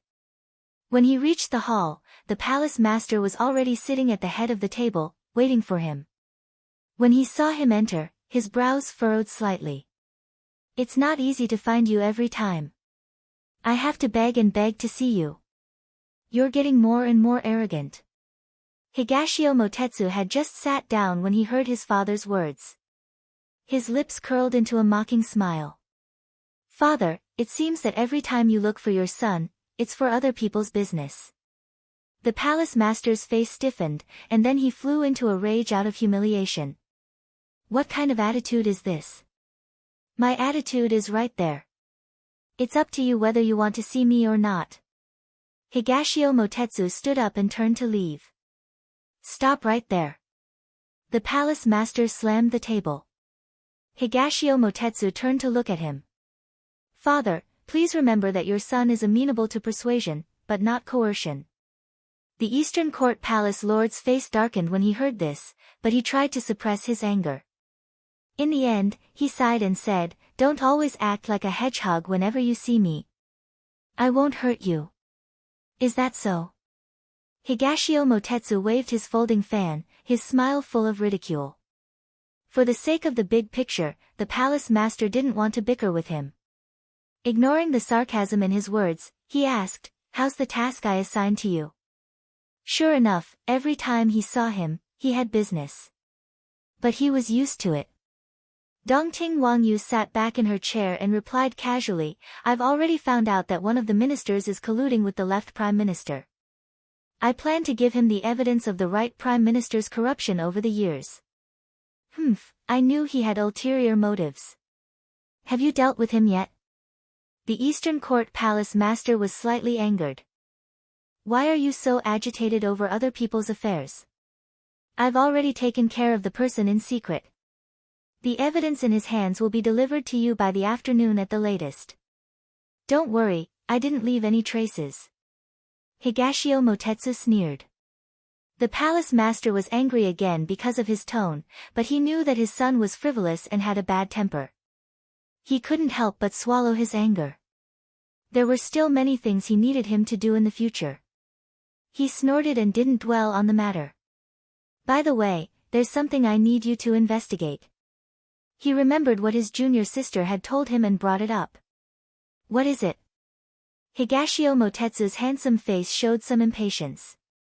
A young man appeared by Xiao Su's side. "His name is Chu Yen." "Find out who he is," the palace master said. Higashio Motetsu tightened his grip on the fan when he heard this name. He lowered his eyes and asked in a normal tone, "Why do you want to investigate this person?" "This person has helped Xiao Su a lot. If we let him live, he'll be a disaster sooner or later. Now that he's not a threat yet, we need to get rid of him. But before that, we need to investigate his background." The palace master didn't notice the displeasure in his son's eyes when he said this.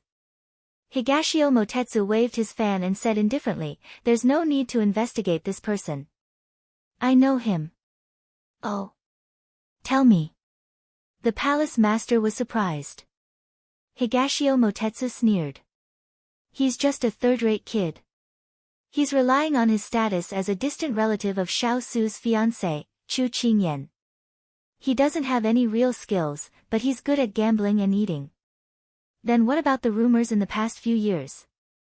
The palace master raised his eyebrows and looked at him. Higashio Motetsu leaned back in his chair and chuckled. He said in a mocking tone, "How can rumors be trusted?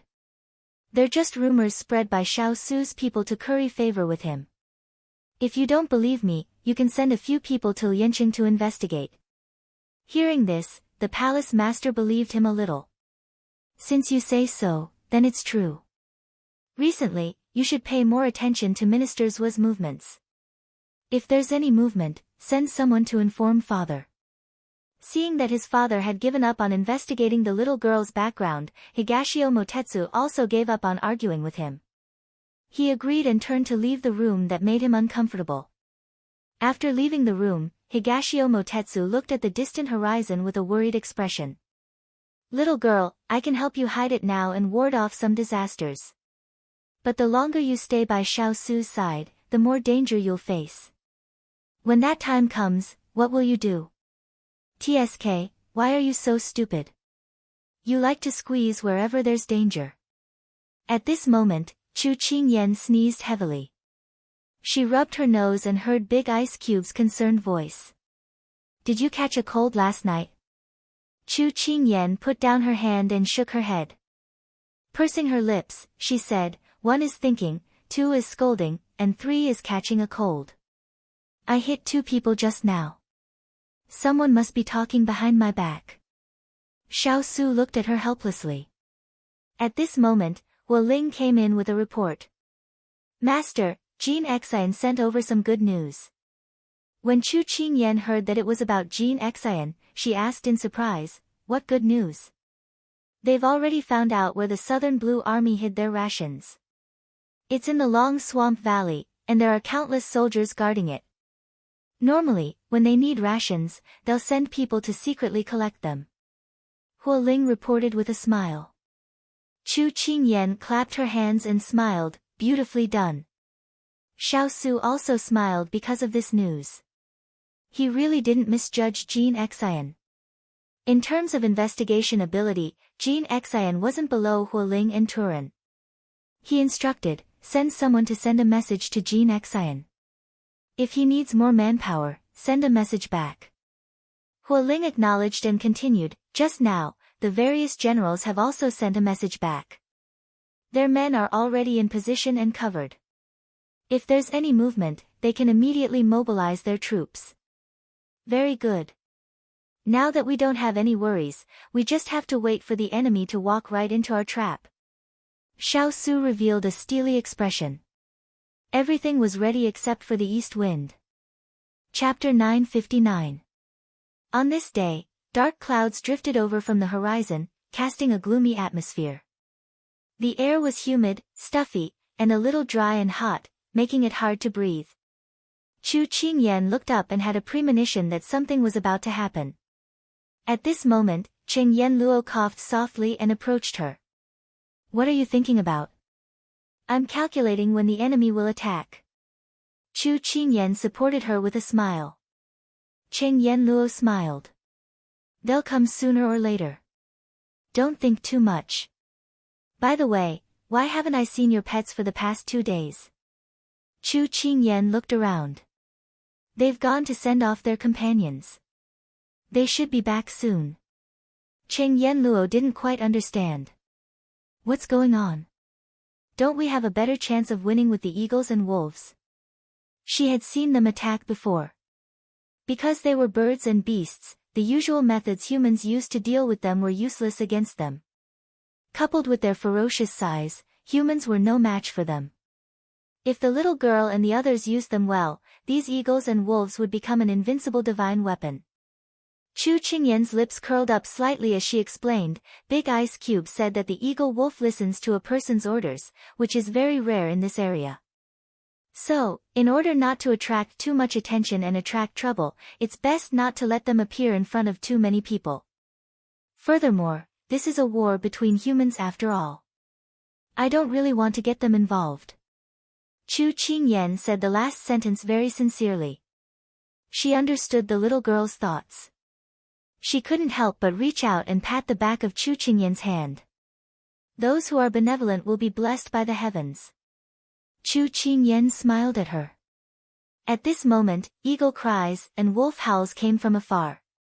The two of them smiled and looked back. The few people standing under the shade of the tree heard the sound and looked over.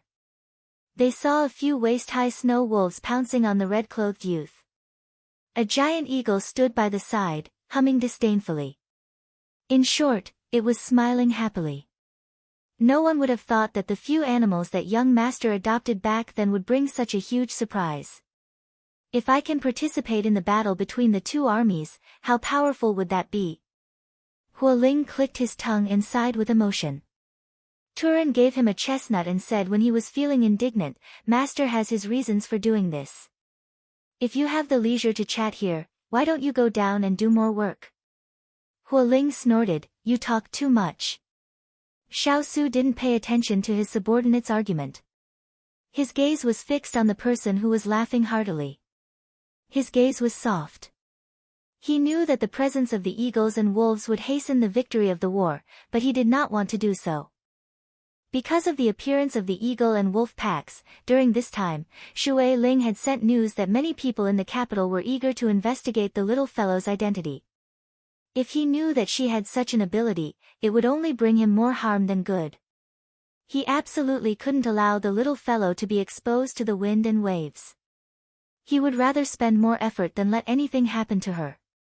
His eyes were instantly replaced by coldness, and no one dared to look him in the eye. At this time, a scout quickly walked over. He stood in front of Xiao Su and respectfully reported, Master, the Prince of Nansang has brought people to attack. They are already 10 li away. Xiao Su curled his lips when he heard this, they came just in time. 2 hours ago. Your Highness the Crown Prince, in the past few days, our subordinates have discovered that Xiao Su is secretly sending people around to exchange food with the common people. I heard that some of them have already begun to eat tree bark due to hunger. A general entered the main tent and reported. Pang Huang stood up when he heard this and revealed a happy expression. He walked in front of the Sichuan map and pointed at it. He said to the soldiers behind him, Xiao Su's army has already arrived here. Have the ambush army prepare. Once they appear, immediately surround them. Yes. The generals ordered. Pang Huang took a helmet from the side and proudly said, this time, this crown prince will fight with you. Your Highness the Crown Prince is mighty. Everyone's morale was boosted, and their roars were deafening. If we succeed this time, we will be able to reach the capital and force that old man Sichuan to roll off the dragon throne. The merger of the two countries will be just around the corner. Pang Huang raised his eyebrows and said domineeringly. Make that old man Sichuan roll off the throne. Everyone shouted in agreement. Before the battle began, Pang Huang warmed everyone up with a few words. It had to be said that he was a very qualified commander. Thus, they waited 10 li away for the battle. And in a place that Pang Huang did not expect, a silent assassination was unfolding. In Changzi Valley, a gentle breeze blew and the grass danced. More than a dozen black shadows shuttled through the tall grass. On the mountain road, a small group of soldiers carrying long spears were patrolling. It was already close to noon and the sun was a little hot. The soldiers were a little impetuous and listless as they walked. The black figures lay in the grass and watched as the small group passed by the small path that they bought last year. The leader of the black figures raised his hand and the others received the order to spread out and lock on to their targets. However, when the small squad arrived in front of them, the black-clothed man immediately leapt into the air and appeared behind the Southern Blue soldiers. Before they could even react and draw out their weapons, the black-clothed man had already soundlessly locked onto their lifelines. Their methods were very fast and the soldiers fell before they could even feel the pain. Sir, they've all been dealt with. One of them reported. The leader of the black figures took off his mask. It was Jin Xian, who had been ordered by Xiao Su. He ordered without hesitation, change into their clothes and clean them up. Everyone complied, immediately stripping off the soldiers' clothes and changing into them. Then, they disposed of their corpses. Very quickly, they picked up the spears on the ground and stood in a row. Under Jean Xian's hand gestures, everyone moved in the same direction as the Southern Blue soldiers, marching towards the long swamp valley campsite. After they left, the wind blew and the grass danced cheerfully. Everything was the same as before. No one would have thought that an assassination had just taken place here. No blood was spilled. Only the large patch of grass on the grassland had witnessed this silent ambush. Jean Xian and the others imitated the soldiers from before and slowly walked to the entrance of the camp. They thought that they would be able to enter smoothly, but they didn't expect to encounter an inspection. Jean Xian saw the strict formation outside the entrance and couldn't help but frown. This was different from what they had investigated for the past few days. "Sir, what should we do?" one of them asked in a low voice. At this moment, they were still walking towards the entrance and there were still a few groups in front of them that were about to be inspected. "Wait and see," Jean Xian replied in a low voice. Soon, it was their turn. The fat soldier leading the group, Bear, said fiercely. "Hey, which camp are you from? Give me the secret signal." Chapter 960. Jean Xian casually walked up. "What battalion are we from?" "We're under General Lang Lu's banner." "Do we still need a secret signal?" Lang Lu was one of Pang Huang's soldiers who was very good at fighting. He had made countless military achievements and had gained Pang Huang's appreciation. Now, he was in charge of looking after the provisions.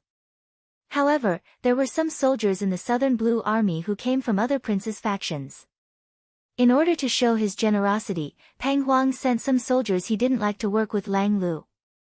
In fact, he wanted to borrow Lang Lu's hand to make them a mere figurehead.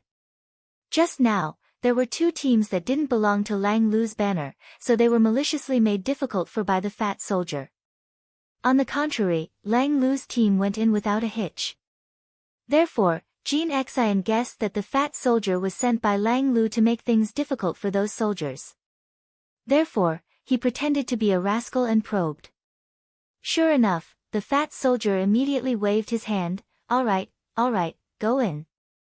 Jean Xian nodded, but before he left, he curiously asked, "Yo, brother, why are you suddenly so strict?" Hearing this, the fat soldier spat and said very unconcernedly, "The orders from above said that His Highness the Crown Prince will personally lead the troops into battle. It can be seen how important this battle is. Therefore, we were ordered to look after the provisions and not let anyone take advantage of the loopholes." Jean Xian, who was taking advantage of the loopholes, said seriously, "Brother is right. I'll take the soldiers in to eat lunch. Later, I'll come out to continue patrolling. Don't let those thin Sichuan people take advantage of us." Good. Go, strive to make military achievements." At this time, a new soldier came in. The fat soldier said a few words and immediately went back to work. Then, Jean Xian lowered the brim of his hat and led the people into the pass. In the mountain forest, everyone was ready and waiting for the commander's orders. Xiao Su was wearing a silver battle robe and a red cloak fluttering in the wind. At this time, he stood in front of Chu Qingyan and whispered, "You and Su Yi stay here. After this battle is over, I'll come and pick you up." Chu Qingyan nodded. She really didn't want to stay here and wait for news, but she knew that her current physical condition wasn't suitable for the battlefield. If she went, she wouldn't be able to help and would only be a burden.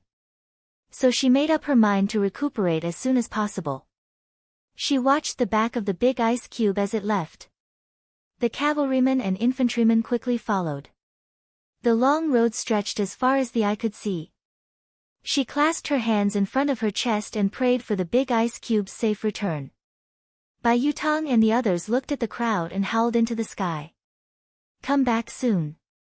Little C glanced at it in boredom and chirped a few times in a perfunctory manner. "Oh, don't be too late." After they left, Chu Qingyan patted their heads and was about to head back when she saw Qing Yenluo standing behind her. She was stunned for a moment before she scolded, didn't I tell you not to come out in the wind? Cheng Yenluo retracted her gaze from the army and chuckled. You have to let me out for some fresh air. Otherwise, grass will grow on my head. Chu Qingyan couldn't help but go forward to support her. How are you today? I'm fine now. Don't treat me like a child anymore. I'm a doctor after all, Cheng Yenluo said with some disdain. Chu Qingyan rolled her eyes. Don't you know what a doctor doesn't treat himself means? Cheng Yenluo shrugged. The two didn't linger on this topic. I heard that you met Big Ice Cube's master at Ci Shui Slope. Cheng Yenluo asked curiously. Chu Qingyan heaved a sigh of relief when she saw that Cheng Yenluo wasn't as absent-minded as she was a few days ago. Now that she asked about it, she thought about it and told her about the playful and adorable side of her beautiful master, which made Cheng Yenluo laugh heartily. Cheng Yenluo wiped the tears from the corners of her eyes and patted her shoulder. I didn't expect that such a cold person like Big Ice Cube would have such a funny master who doesn't play by the rules. It's hard to imagine such a combination. Chu Qingyan spread her hands. I was surprised too. I was caught off guard by his appearance. But I like this master very much. He made me feel what it means to live a carefree life in the martial arts world. Cheng Yenluo nodded. Actually, compared to Xiao Su's biological parents, his master is more like his father. Chu Qingyan's smile faded slightly. She sighed. Yes, I'm very glad that he has such a doting master by his side who accompanied him through his dark childhood. Don't worry. He doesn't only have his master by his side now.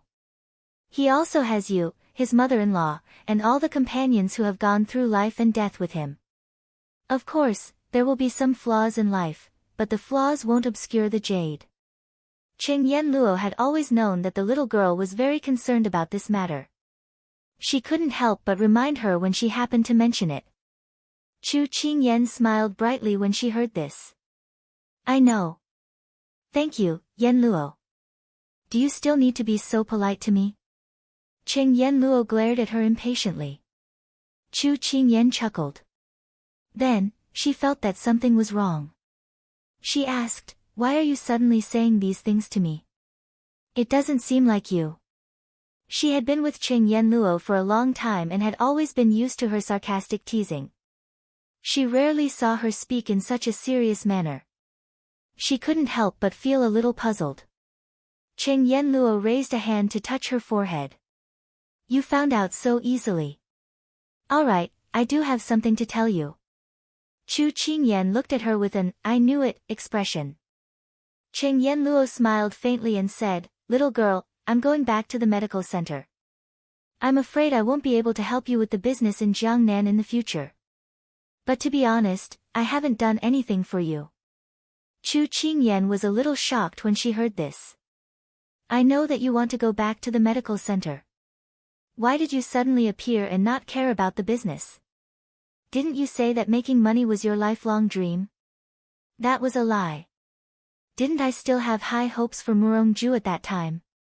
I didn't want others to find out. It just so happened that you needed people to start your business, so I took the initiative to recommend myself. It seems that my deception was very successful. Cheng Yenluo laughed loudly. Chu Qingyan couldn't smile at all. You did succeed. However, the best deception is to deceive yourself first before you can deceive others. So when you were hypnotizing yourself back then, you must have suffered a lot. If you miss me in the future, come to the medical center to look for me. My bastard father threw the medical center to me, so I have to take good care of it for him. Otherwise, he'll scold me again. TSK, I'm obviously not a kind person. How can I be so good at saving people's lives? I really admire myself. Cheng Yenluo rambled on. When she turned her head and saw the little girl about to cry, she was shocked and hurriedly said, Don't cry. I haven't left yet, have I? At the very least, I have to see you finish this big reversal of the battle. Chu Qingyan couldn't help but throw herself at her.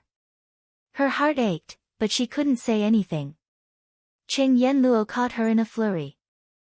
Finally, the smile on her face gradually faded as she sobbed. Chapter 961. Xiao Su and the others had already arrived at Taishi Cliff with their army. The terrain here was uneven, making it very suitable for an ambush. Pang Huang appeared on top of the mountain with his men and looked down at Xiao Su and the others. His Royal Highness, long time no see. How have you been? Pang Huang took the initiative to greet him as if he was receiving a guest from afar. As soon as Pang Huang's voice fell, the Southern Blue Army sprung up like bamboo shoots after a rain. They suddenly appeared around the Sichuan army. Huo Ling and the others immediately took out their weapons and carefully pointed their blades at the enemy. Xiao Su sat on his horse and looked through the layers of enemy troops. He looked at the black-armored Pang Huang and said with a cold expression, "Prince of Nansang, I didn't expect you to come.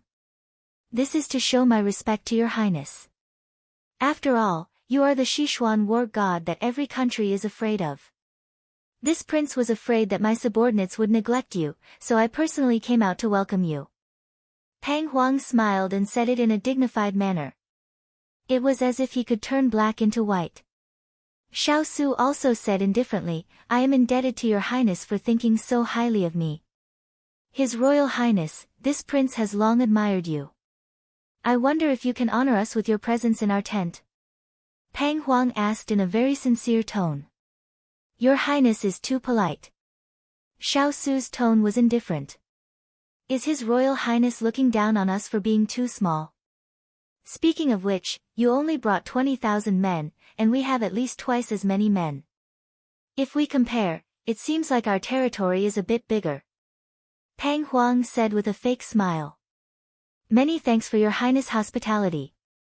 However, since you've come all the way from the southern blue continent, this prince must be the one hosting this banquet. Your highness, why don't you dismount and have a chat?" Xiao Su replied. The two spoke across the air. Although their tones were very polite, it was not difficult to feel the swords in their words. It sounded like an invitation between friends, but in reality, Pang Huang was quietly asking for him to surrender. It was obvious that he had brought more people than Xiao Su. Moreover, Xiao Su's reputation was well known outside. The people he had brought along this time were all top experts in the southern blue continent. They were enough to take on 10 people at once. Even if Xiao Su wanted to fight them head-on, it would be like throwing an egg at a rock. A fight between experts only lasted for a moment. However, to Pang Huang's surprise, Xiao Su was still able to talk to him in such an obvious situation. He didn't seem to be panicking at all. This made him a little apprehensive. But when he thought back to his deployment over the past few days, as well as the spies hidden in Sichuan's army, there was simply no flaw to speak of. He didn't know where Xiao Su's confidence came from. He couldn't help but think of the empty fort stratagem that was often used in military tactics. Could it be that Xiao Su was just putting on an act to make him think that he had an ambush? However, he didn't want to expose him at this time. He smiled with interest. "We don't need to be modest. This prince heard that your highness' martial arts have already reached the acme of perfection. No one in Sichuan can compare to you. This prince is also someone who loves martial arts. How about we exchange some pointers?" "Your highness, this absolutely cannot be done." The southern blue generals who were looking at Sichuan's army with disdain immediately changed their expressions. This was because they remembered the bet between the prince and the youth surnamed Chu in the valley. They couldn't help shivering. Pang Huang raised his hand to stop his subordinates from speaking. He stared at Xiao Su with a serious expression. "How about it?" Xiao Su crossed his arms and raised his eyebrows. "Your highness seems to be in a good mood." Pang Huang smiled, then his eyes became sharp. "Actually, this prince admires one of your subordinates. Her name is Chu Yan. It's a pity that she is too loyal to you. This prince has repeatedly persuaded her, but she is unwilling to abandon the dark and seek the light. So, this prince thought that it would be better to ask your highness for her. It's just that it's not good to be too direct. How about we exchange some pointers and she goes with whoever wins?" It was rumored that the Prince of Nansang always did things as he pleased. He would use any means necessary.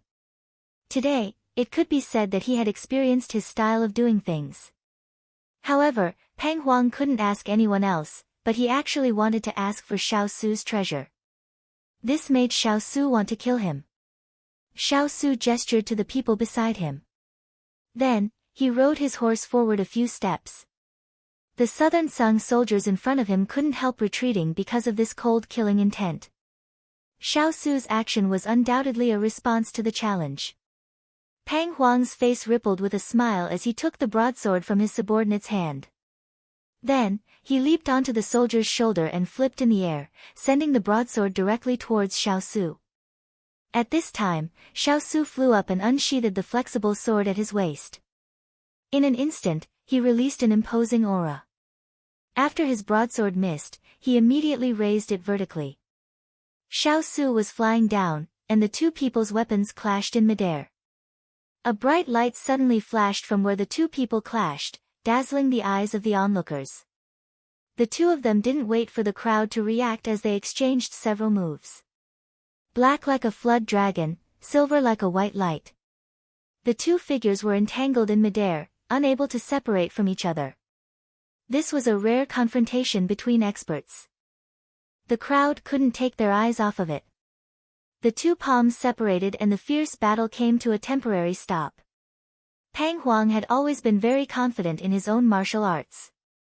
However, after fighting with Xiao Su for a few rounds, he realized that his opponent's martial arts were above his own. When he was teaching, it seemed that he hadn't used his full strength. Thinking of this, Pang Huang felt that there was no need to continue. There was a faint uneasiness in his heart that kept reminding him. He temporarily suppressed the emotions in his heart and looked up at Xiao Su with a smile. His Royal Highness, if you continue fighting, the sky will be dark.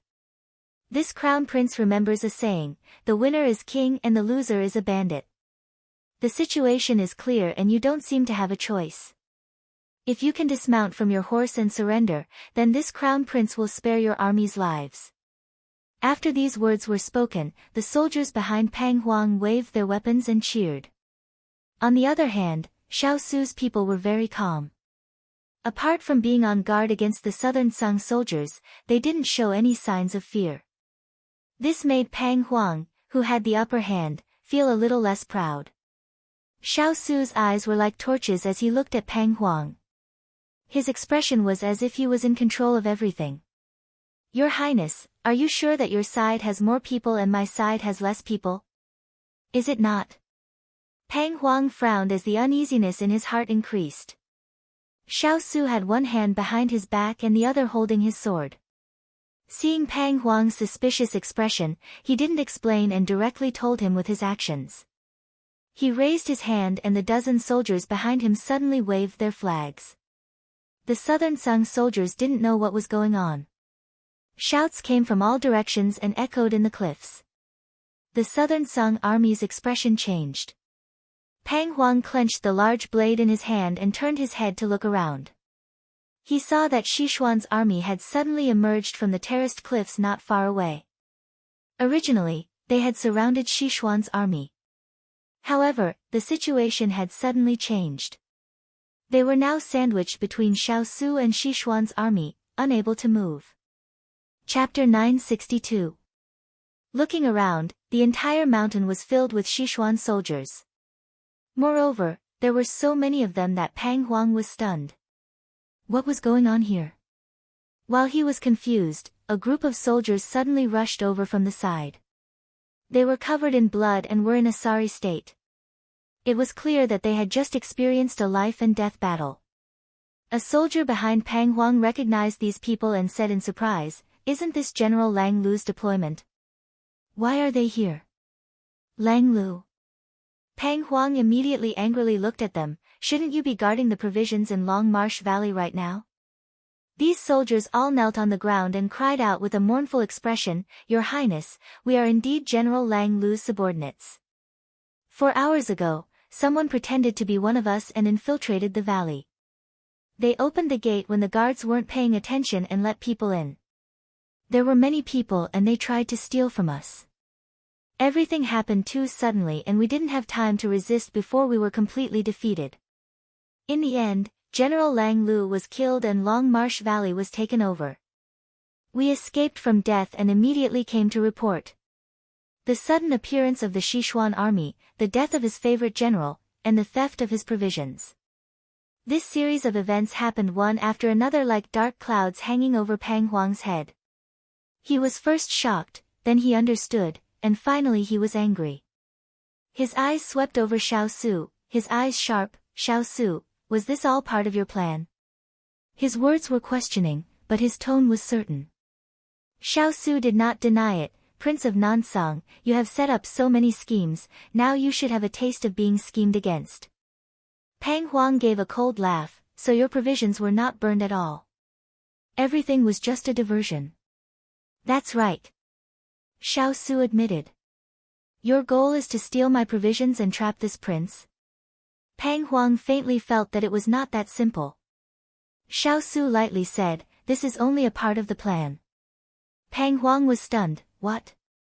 At this moment, someone suddenly exclaimed, there's a fire over there. It seems to be the location of our army's camp. In this domineering and arrogant moment, other than the two people who were talking, the rest of the people were silent. So when the words were spoken, everyone heard it clearly. They all looked in the direction of the finger. Thick smoke billowed up. Not good, it's really coming from the direction of our barracks. One of the deputies turned pale with fright. The provisions were stolen, the generals were killed, and the barracks were attacked. This was like a bolt from the blue. Pang Huang didn't expect himself to turn from the hunter to the prey. However, his strong self-control prevented him from revealing a panicked expression like the soldiers beside him. Instead, he furrowed his brows and looked angrily at Xiao Su. His mind was already working at high speed as he tried to think of a way to escape. Xiao Su, you are indeed smart. It was my carelessness. Pang Huang could no longer maintain a calm facade, so he spoke bluntly. Xiao Su was indifferent. This prince wanted to say this to you during the battle in Jiangning County.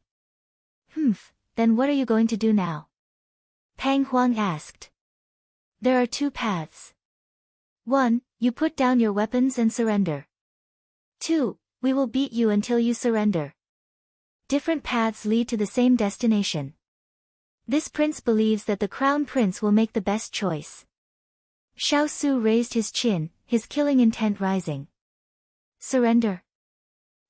There is no such word in this prince's life. When he finished speaking, Pang Huang restrained his expression. His eyes were like knives. Generals, listen to my order. Kill. The sonorous and forceful words ignited the anger of the southern Song army. They immediately rushed towards the Sichuan soldiers. Xiao Su had already expected that Pang Huang wouldn't surrender so easily. He made a hand gesture, and the soldiers who had been eyeing the southern Song army for a long time couldn't wait to meet them. The hatred of occupying the country. The hatred of having one's family destroyed. The pain of being homeless. At this moment, all of it exploded. Carrying the heavy responsibility of the country, taking revenge for their families, and being hot-blooded for themselves.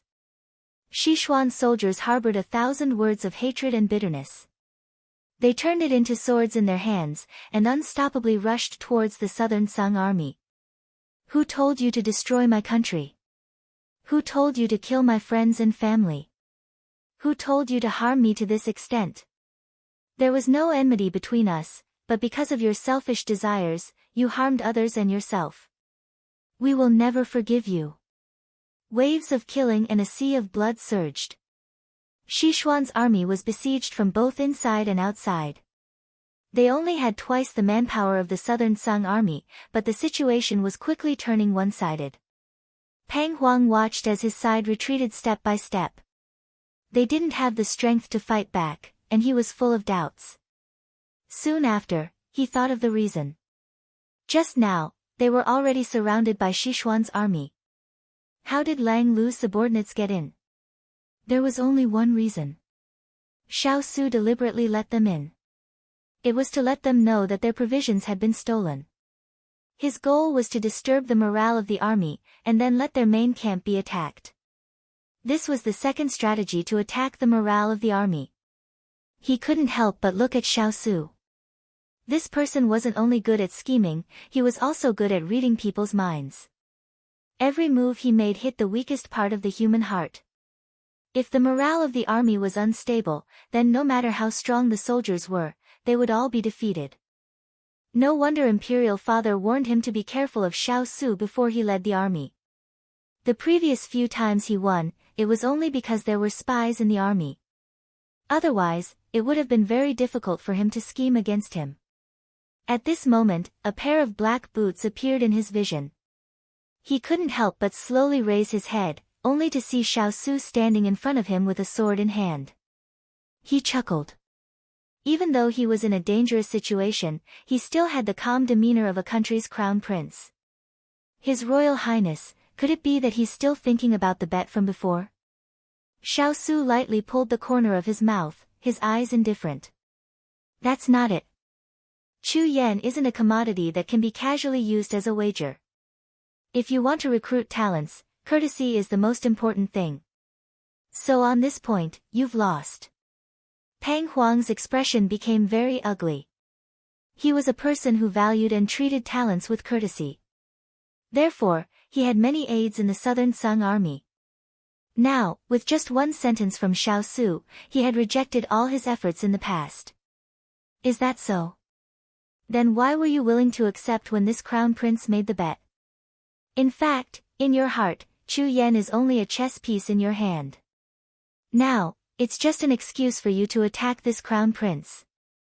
In this way, Chu Yen is also very pitiful. Xiao Su looked at him with pity. This king didn't accept the challenge just now. I just wanted to fight with you, that's all. He flew into a rage out of humiliation. His Royal Highness's eloquence is really good. This crown prince concedes defeat. There's no need to concede defeat. Right now, this prince wants you to pick up your sword and fight with this prince fair and square. Xiao Su raised his sword and pointed it at him, his eyes sharp.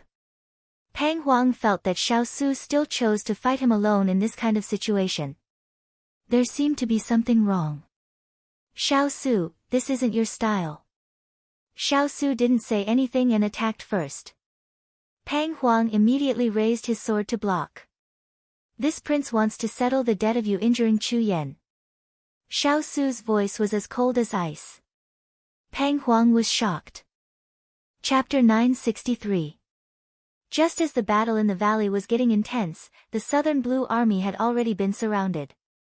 Xiao Su's two generals, Gao Hao and Jing Guanghui, had joined forces to launch a surprise attack on the enemy.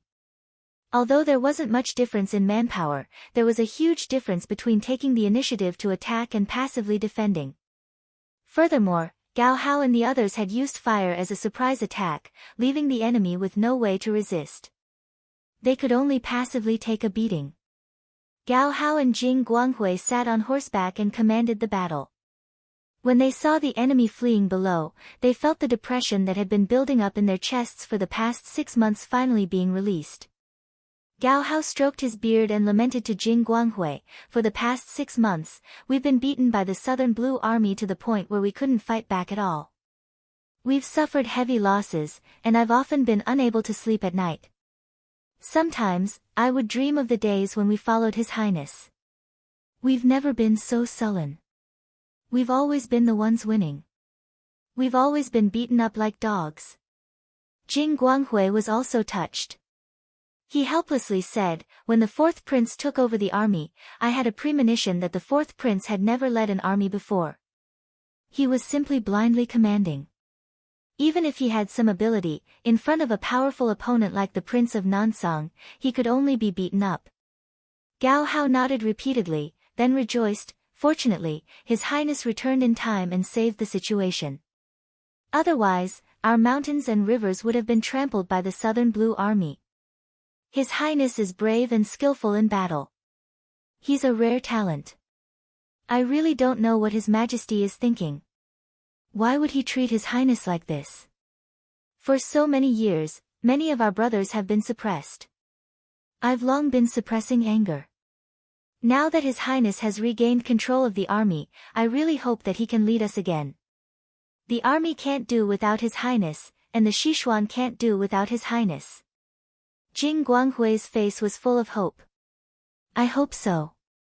Since ancient times, if the emperor wanted his subjects to die, the subjects had no choice but to die. The emperor's thoughts were hard to fathom. His methods were even harder to fathom. Gao Hao was older than Jing Guanghui and knew more than him. His tone carried a faint melancholy. On the cliff where the flames of war raged, Xiao Su came with a menacing aura. He was no longer just defending and not attacking like before. Moreover, every move he made was a killing move. After several moves, Pang Huang found it strenuous to defend. When the two of them separated again, Pang Huang frowned and looked at him. Why didn't you use your full strength when we were fighting just now? Pang Huang questioned. Xiao Su chuckled. This prince still needs your people to inform you, so I still have time to practice a few moves with you. In other words, Xiao Su was only fighting with him to delay the battle between the two armies while waiting for the southern blue people to report back. Pang Huang was shocked. This person was simply too frightening. He calculated everything perfectly. It was as if he could summon clouds and rain with a flip of his hand. Pang Huang forced himself to calm down. He had another question. You seem to care a lot about Chu Yan. She cared so much that she didn't hesitate to take action herself. Xiao Su's eyes were cold. He didn't want to talk to him anymore. You don't need to know this. Pang Huang choked and didn't continue to ask. However, he clearly understood that the situation wasn't optimistic. He knew that if this continued, he wouldn't be able to gain any benefits. There was even a possibility that the entire army would be wiped out. Therefore, his eyes narrowed and he began to think of a way to escape. Then, as if Xiao Su saw through his thoughts, he flew over again. His footsteps were light as wind. In an instant, he was right in front of Pang Huang. Pang Huang had no choice but to draw his sword. At this time, the southern blue army was retreating in defeat. There were countless casualties, and their numbers had been reduced by more than half. Pang Huang was disturbed by the people around him and didn't have the heart to continue fighting. He didn't grasp his last move well and was easily blocked by Xiao Su. Before he could react, his weakness was exposed in front of his opponent. Xiao Su attacked him with his palm.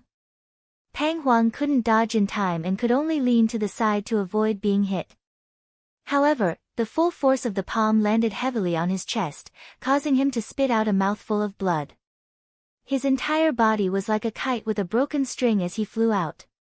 Seeing this, the southern blue army's generals turned pale with fright. They quickly surrounded their prince and helped him up from the ground, asking anxiously. Pang Huang spat out a few more mouthfuls of blood.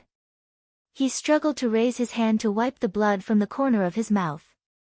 He felt the strength in his body rapidly drain away. His eyes were filled with hatred as he looked at Xiao Su, who was standing in the middle of the crowd. Under the sunlight, the silver light and the black robe fluttered in the wind. He was like a god of war from the heavens, sacred and inviolable. However, he was like a miserable speck of dust. Your Highness, this general swears to protect you and send you out safely. If this prince escapes, I will make proper arrangements for your family. Pang Huang's voice was weak, but his majesty was still there. Your subordinates will kowtow to your Highness once again.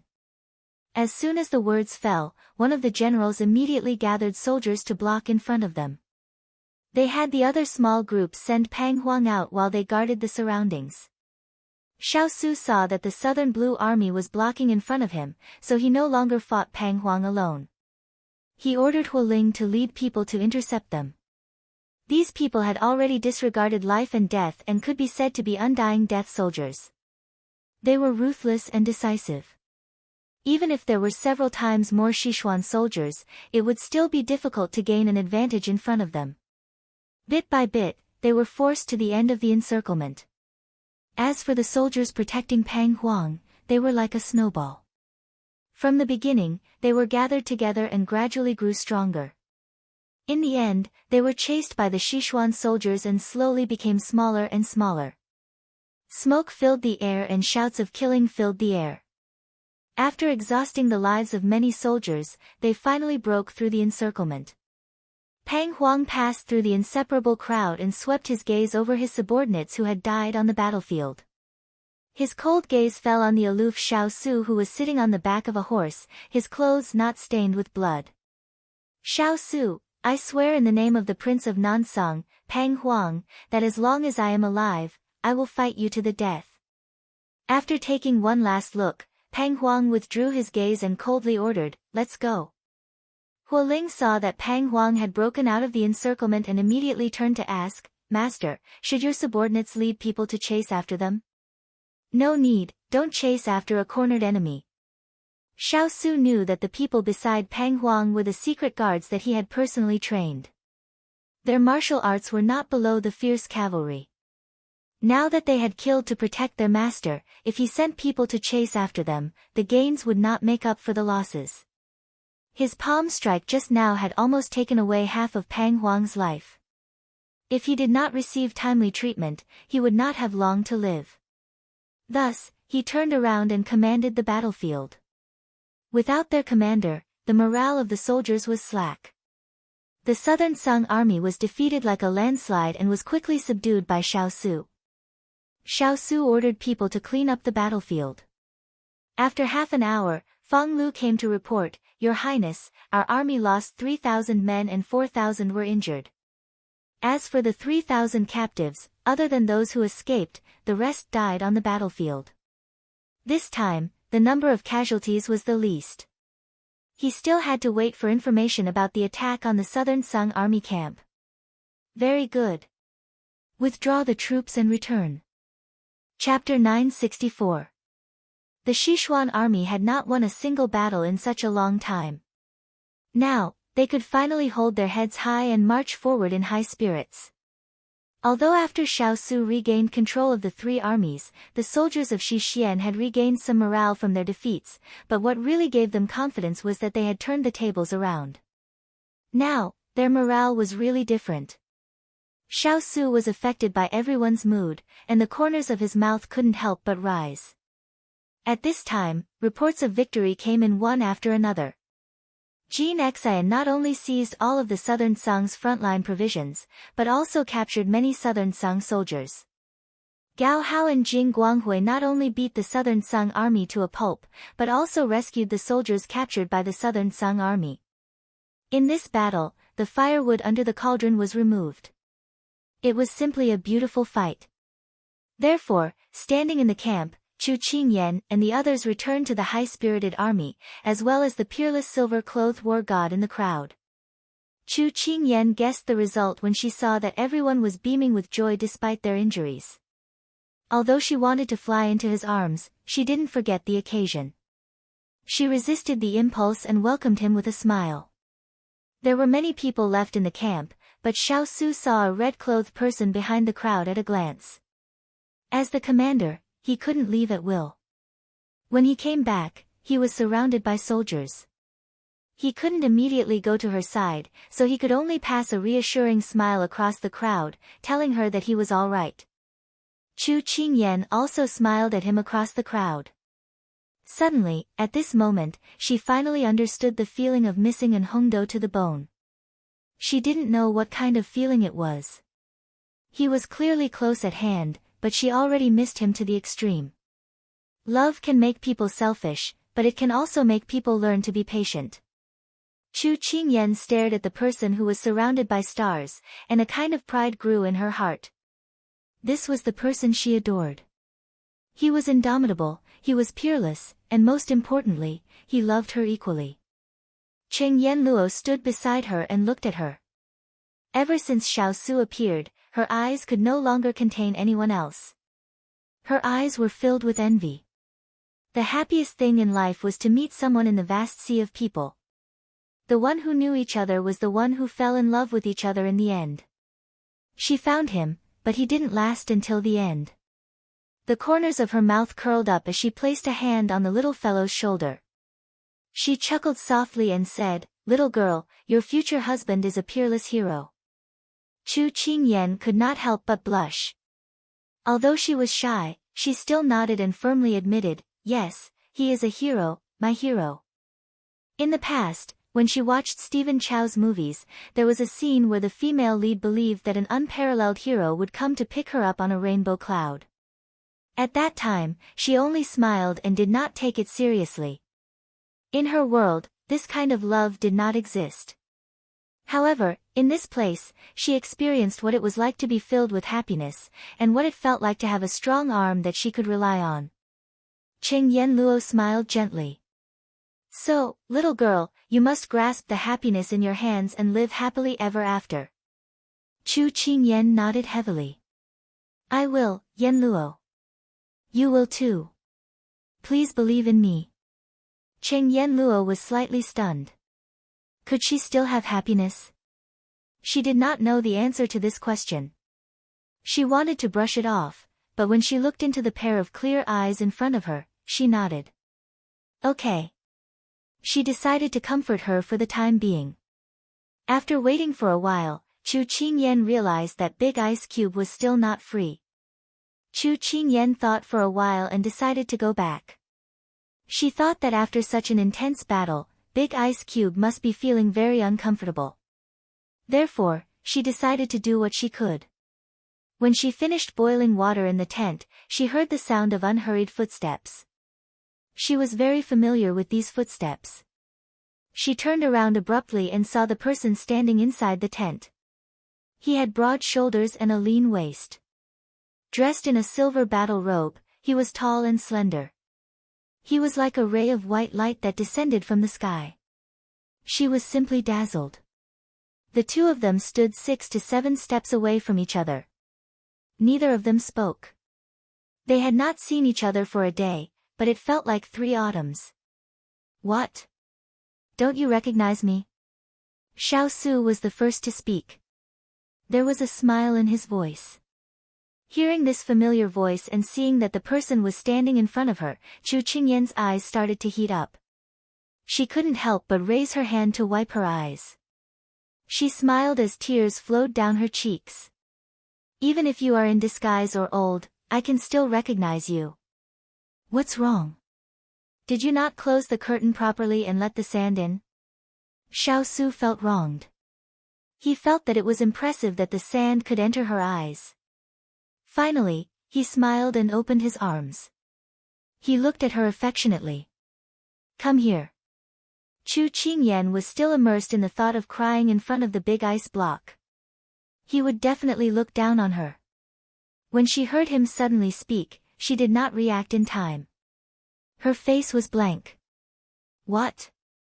Do what you wanted to do before." Xiao Su looked at her with a smile. Chu Qingyan immediately understood. She did not care about being reserved anymore. 3 steps turned into 2 steps and she threw herself into his arms. When Xiao Su approached, he retracted his arms and hugged her tightly. On this day, his empty heart was finally filled. When he was fighting enemies on the battlefield, he could be calm and unruffled. Every step he took was calculated. When he defeated the enemy, he could still be indifferent. He could see the situation clearly before making a plan. However, these were all his duties, and he had never felt that there was anything to be proud of or complacent about. However, when he returned in triumph and saw the figure of his beloved standing under the tree waiting for him with joy in her eyes, he suddenly found his own meaning for all of this. It turned out that everything was very simple. In order to protect her, in order to ensure her safety in the future. Thus, everything had a new meaning. "How did you know that I wanted to do this at that time?" Chu Qingyan hugged him tightly. Although her cheeks were a little painful from the armor, she knew that she was not dreaming. "Because I can see your eyes." She did not know when it started, but his gaze would often involuntarily stay on her body. Later, it slowly became a habit. Later on, as long as she revealed her emotions, he would be able to see through them. Chu Qingyan heard this and hugged him tightly. This sentence was more lethal than sweet words. "Congratulations, Big Ice Cube. You've dealt a heavy blow to the enemy. Congratulations on successfully taking back 2 more cities. From the discussion with the soldiers just now, she knew that after being sent to attack the southern blue camp, they had taken back 2 lost cities. She was sincerely happy for him. This heartwarming congratulation with a sweet smile made him feel more comfortable and happy than the cheers outside. It seemed that he was in a hurry to come back, just to wait for her praise. Xiao Su lowered his head and kissed her lips. It was as if she was his reward, and he was very satisfied. Chapter 965. One must enjoy life to the fullest. For example, at this moment, Xiao Su was not happy because he had won the battle, but because someone was waiting for him when he returned. When he entered the military camp when he was young, with his meticulousness and aptitude, he had never let the other party gain an advantage over him. Thus, to him, victory or defeat was the norm for a military strategist, and there was no need for him to invest too much in it. However, today, he finally tasted what it meant to be as if he had found a treasure. All because his efforts were worth it. He tightened his grip on her soft body, and deepened the kiss.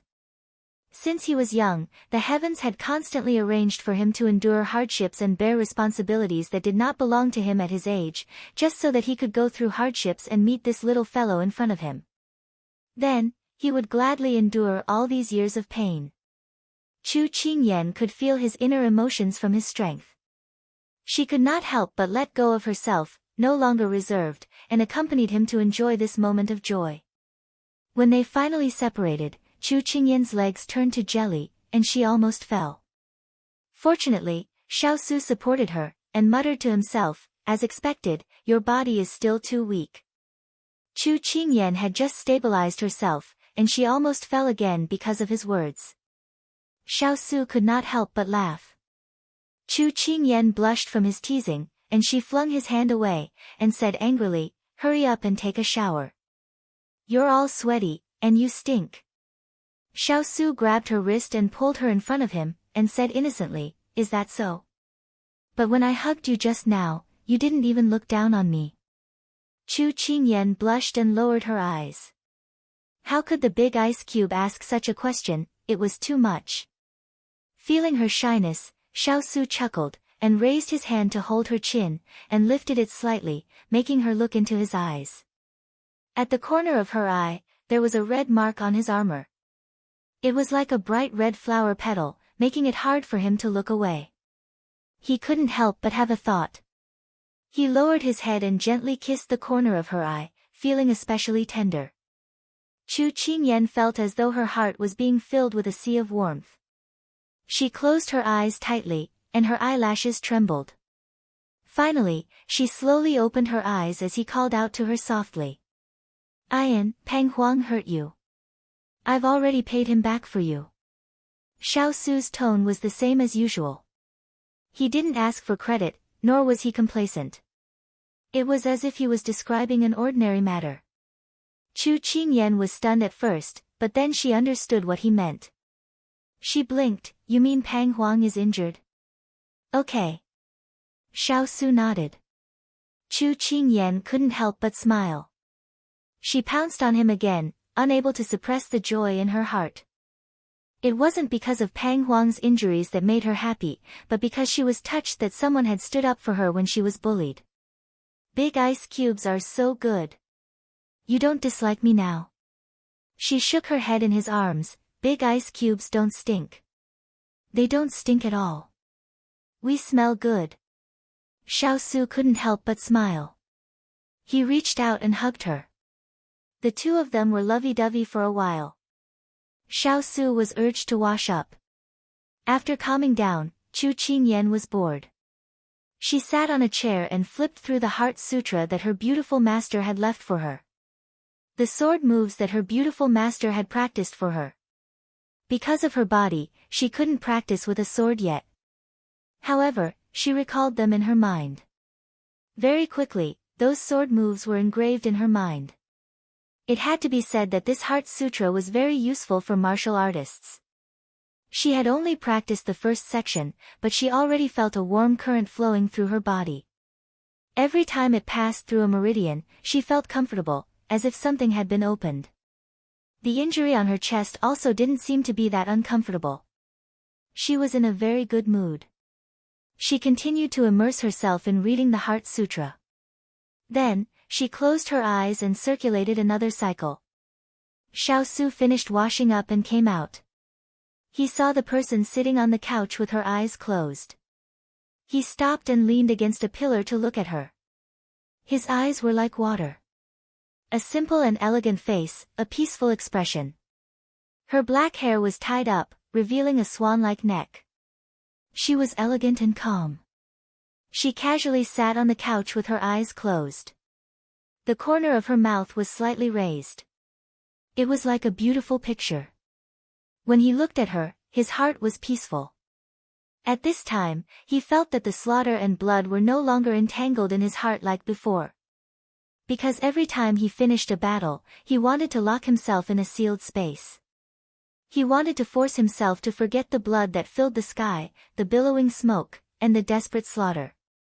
His master had told him that because he came into contact with this kind of situation too early, he developed a heart demon. Fortunately, his heart was firm and he didn't go crazy. If he wanted to let go of his heart demon, there was no way to rely on it. Everything depended on luck. At this time, he suddenly woke up. It seemed that this time, he was no longer entangled by those things. It seemed that after meeting the little fellow, his state of mind became more and more peaceful. He was no longer as worried as before. Perhaps, this was the chance that his master talked about. He couldn't help but raise the corner of his mouth and smile softly. His master was right. The little fellow was his salvation. When Chu Qingyan finished circulating her energy and opened her eyes, a night demon barged into her eyes. He was wearing a white inner robe and a black outer robe loosely covered with a black outer robe. He didn't use a belt to tie it up. His black hair fell on his shoulders, still dripping with water. He looked unrestrained, as if he was looking at an otherworldly visitor on a boat on the river. His green robe was unbuttoned and he looked natural and unrestrained. It was rare to see him show such a natural and unrestrained side. Chu Qingyan was a little stunned. Big ice block, if you had an extra fan in your hand and a jug of wine at your waist, you would really be like an otherworldly visitor. Xiaosu smiled, expressing his helplessness towards a certain person's strange ideas. He then walked towards her. Chu Qingyan laughed mischievously. Seeing that his hair was still wet, she took a cloth towel from the side. When he sat down, she leaned over and carefully wiped his hair for him. After so many years, he had already gotten used to her preparing clothes for him. Occasionally, she would take care of his daily life on a whim, so he didn't stop her. Her slender and gentle fingers ran through his hair, making his tense nerves gradually relax. He lowered his head and saw the Heart Sutra spread out on the couch. He casually asked, "Can you understand the contents of the book?" Chu Qingyan was envious of his soft hair in her heart when she suddenly heard his question. She was a little confused. When she followed his line of sight, she realized that he was asking about the Heart Sutra. She smiled and nodded. The first few sections are relatively simple. I can understand them. However, the later sections seem to be more profound. I flipped through a few pages and it was a little difficult to read. However, it's not that difficult to understand. Anyway, if I don't understand, I can still ask you for help. Xiaosu nodded. His master was right. The little fellow was a martial arts material. She was smart and her comprehension ability was not bad. The light of the lantern, the soft whispers, and the soft smile. He couldn't help but think of 4 words, the years are peaceful.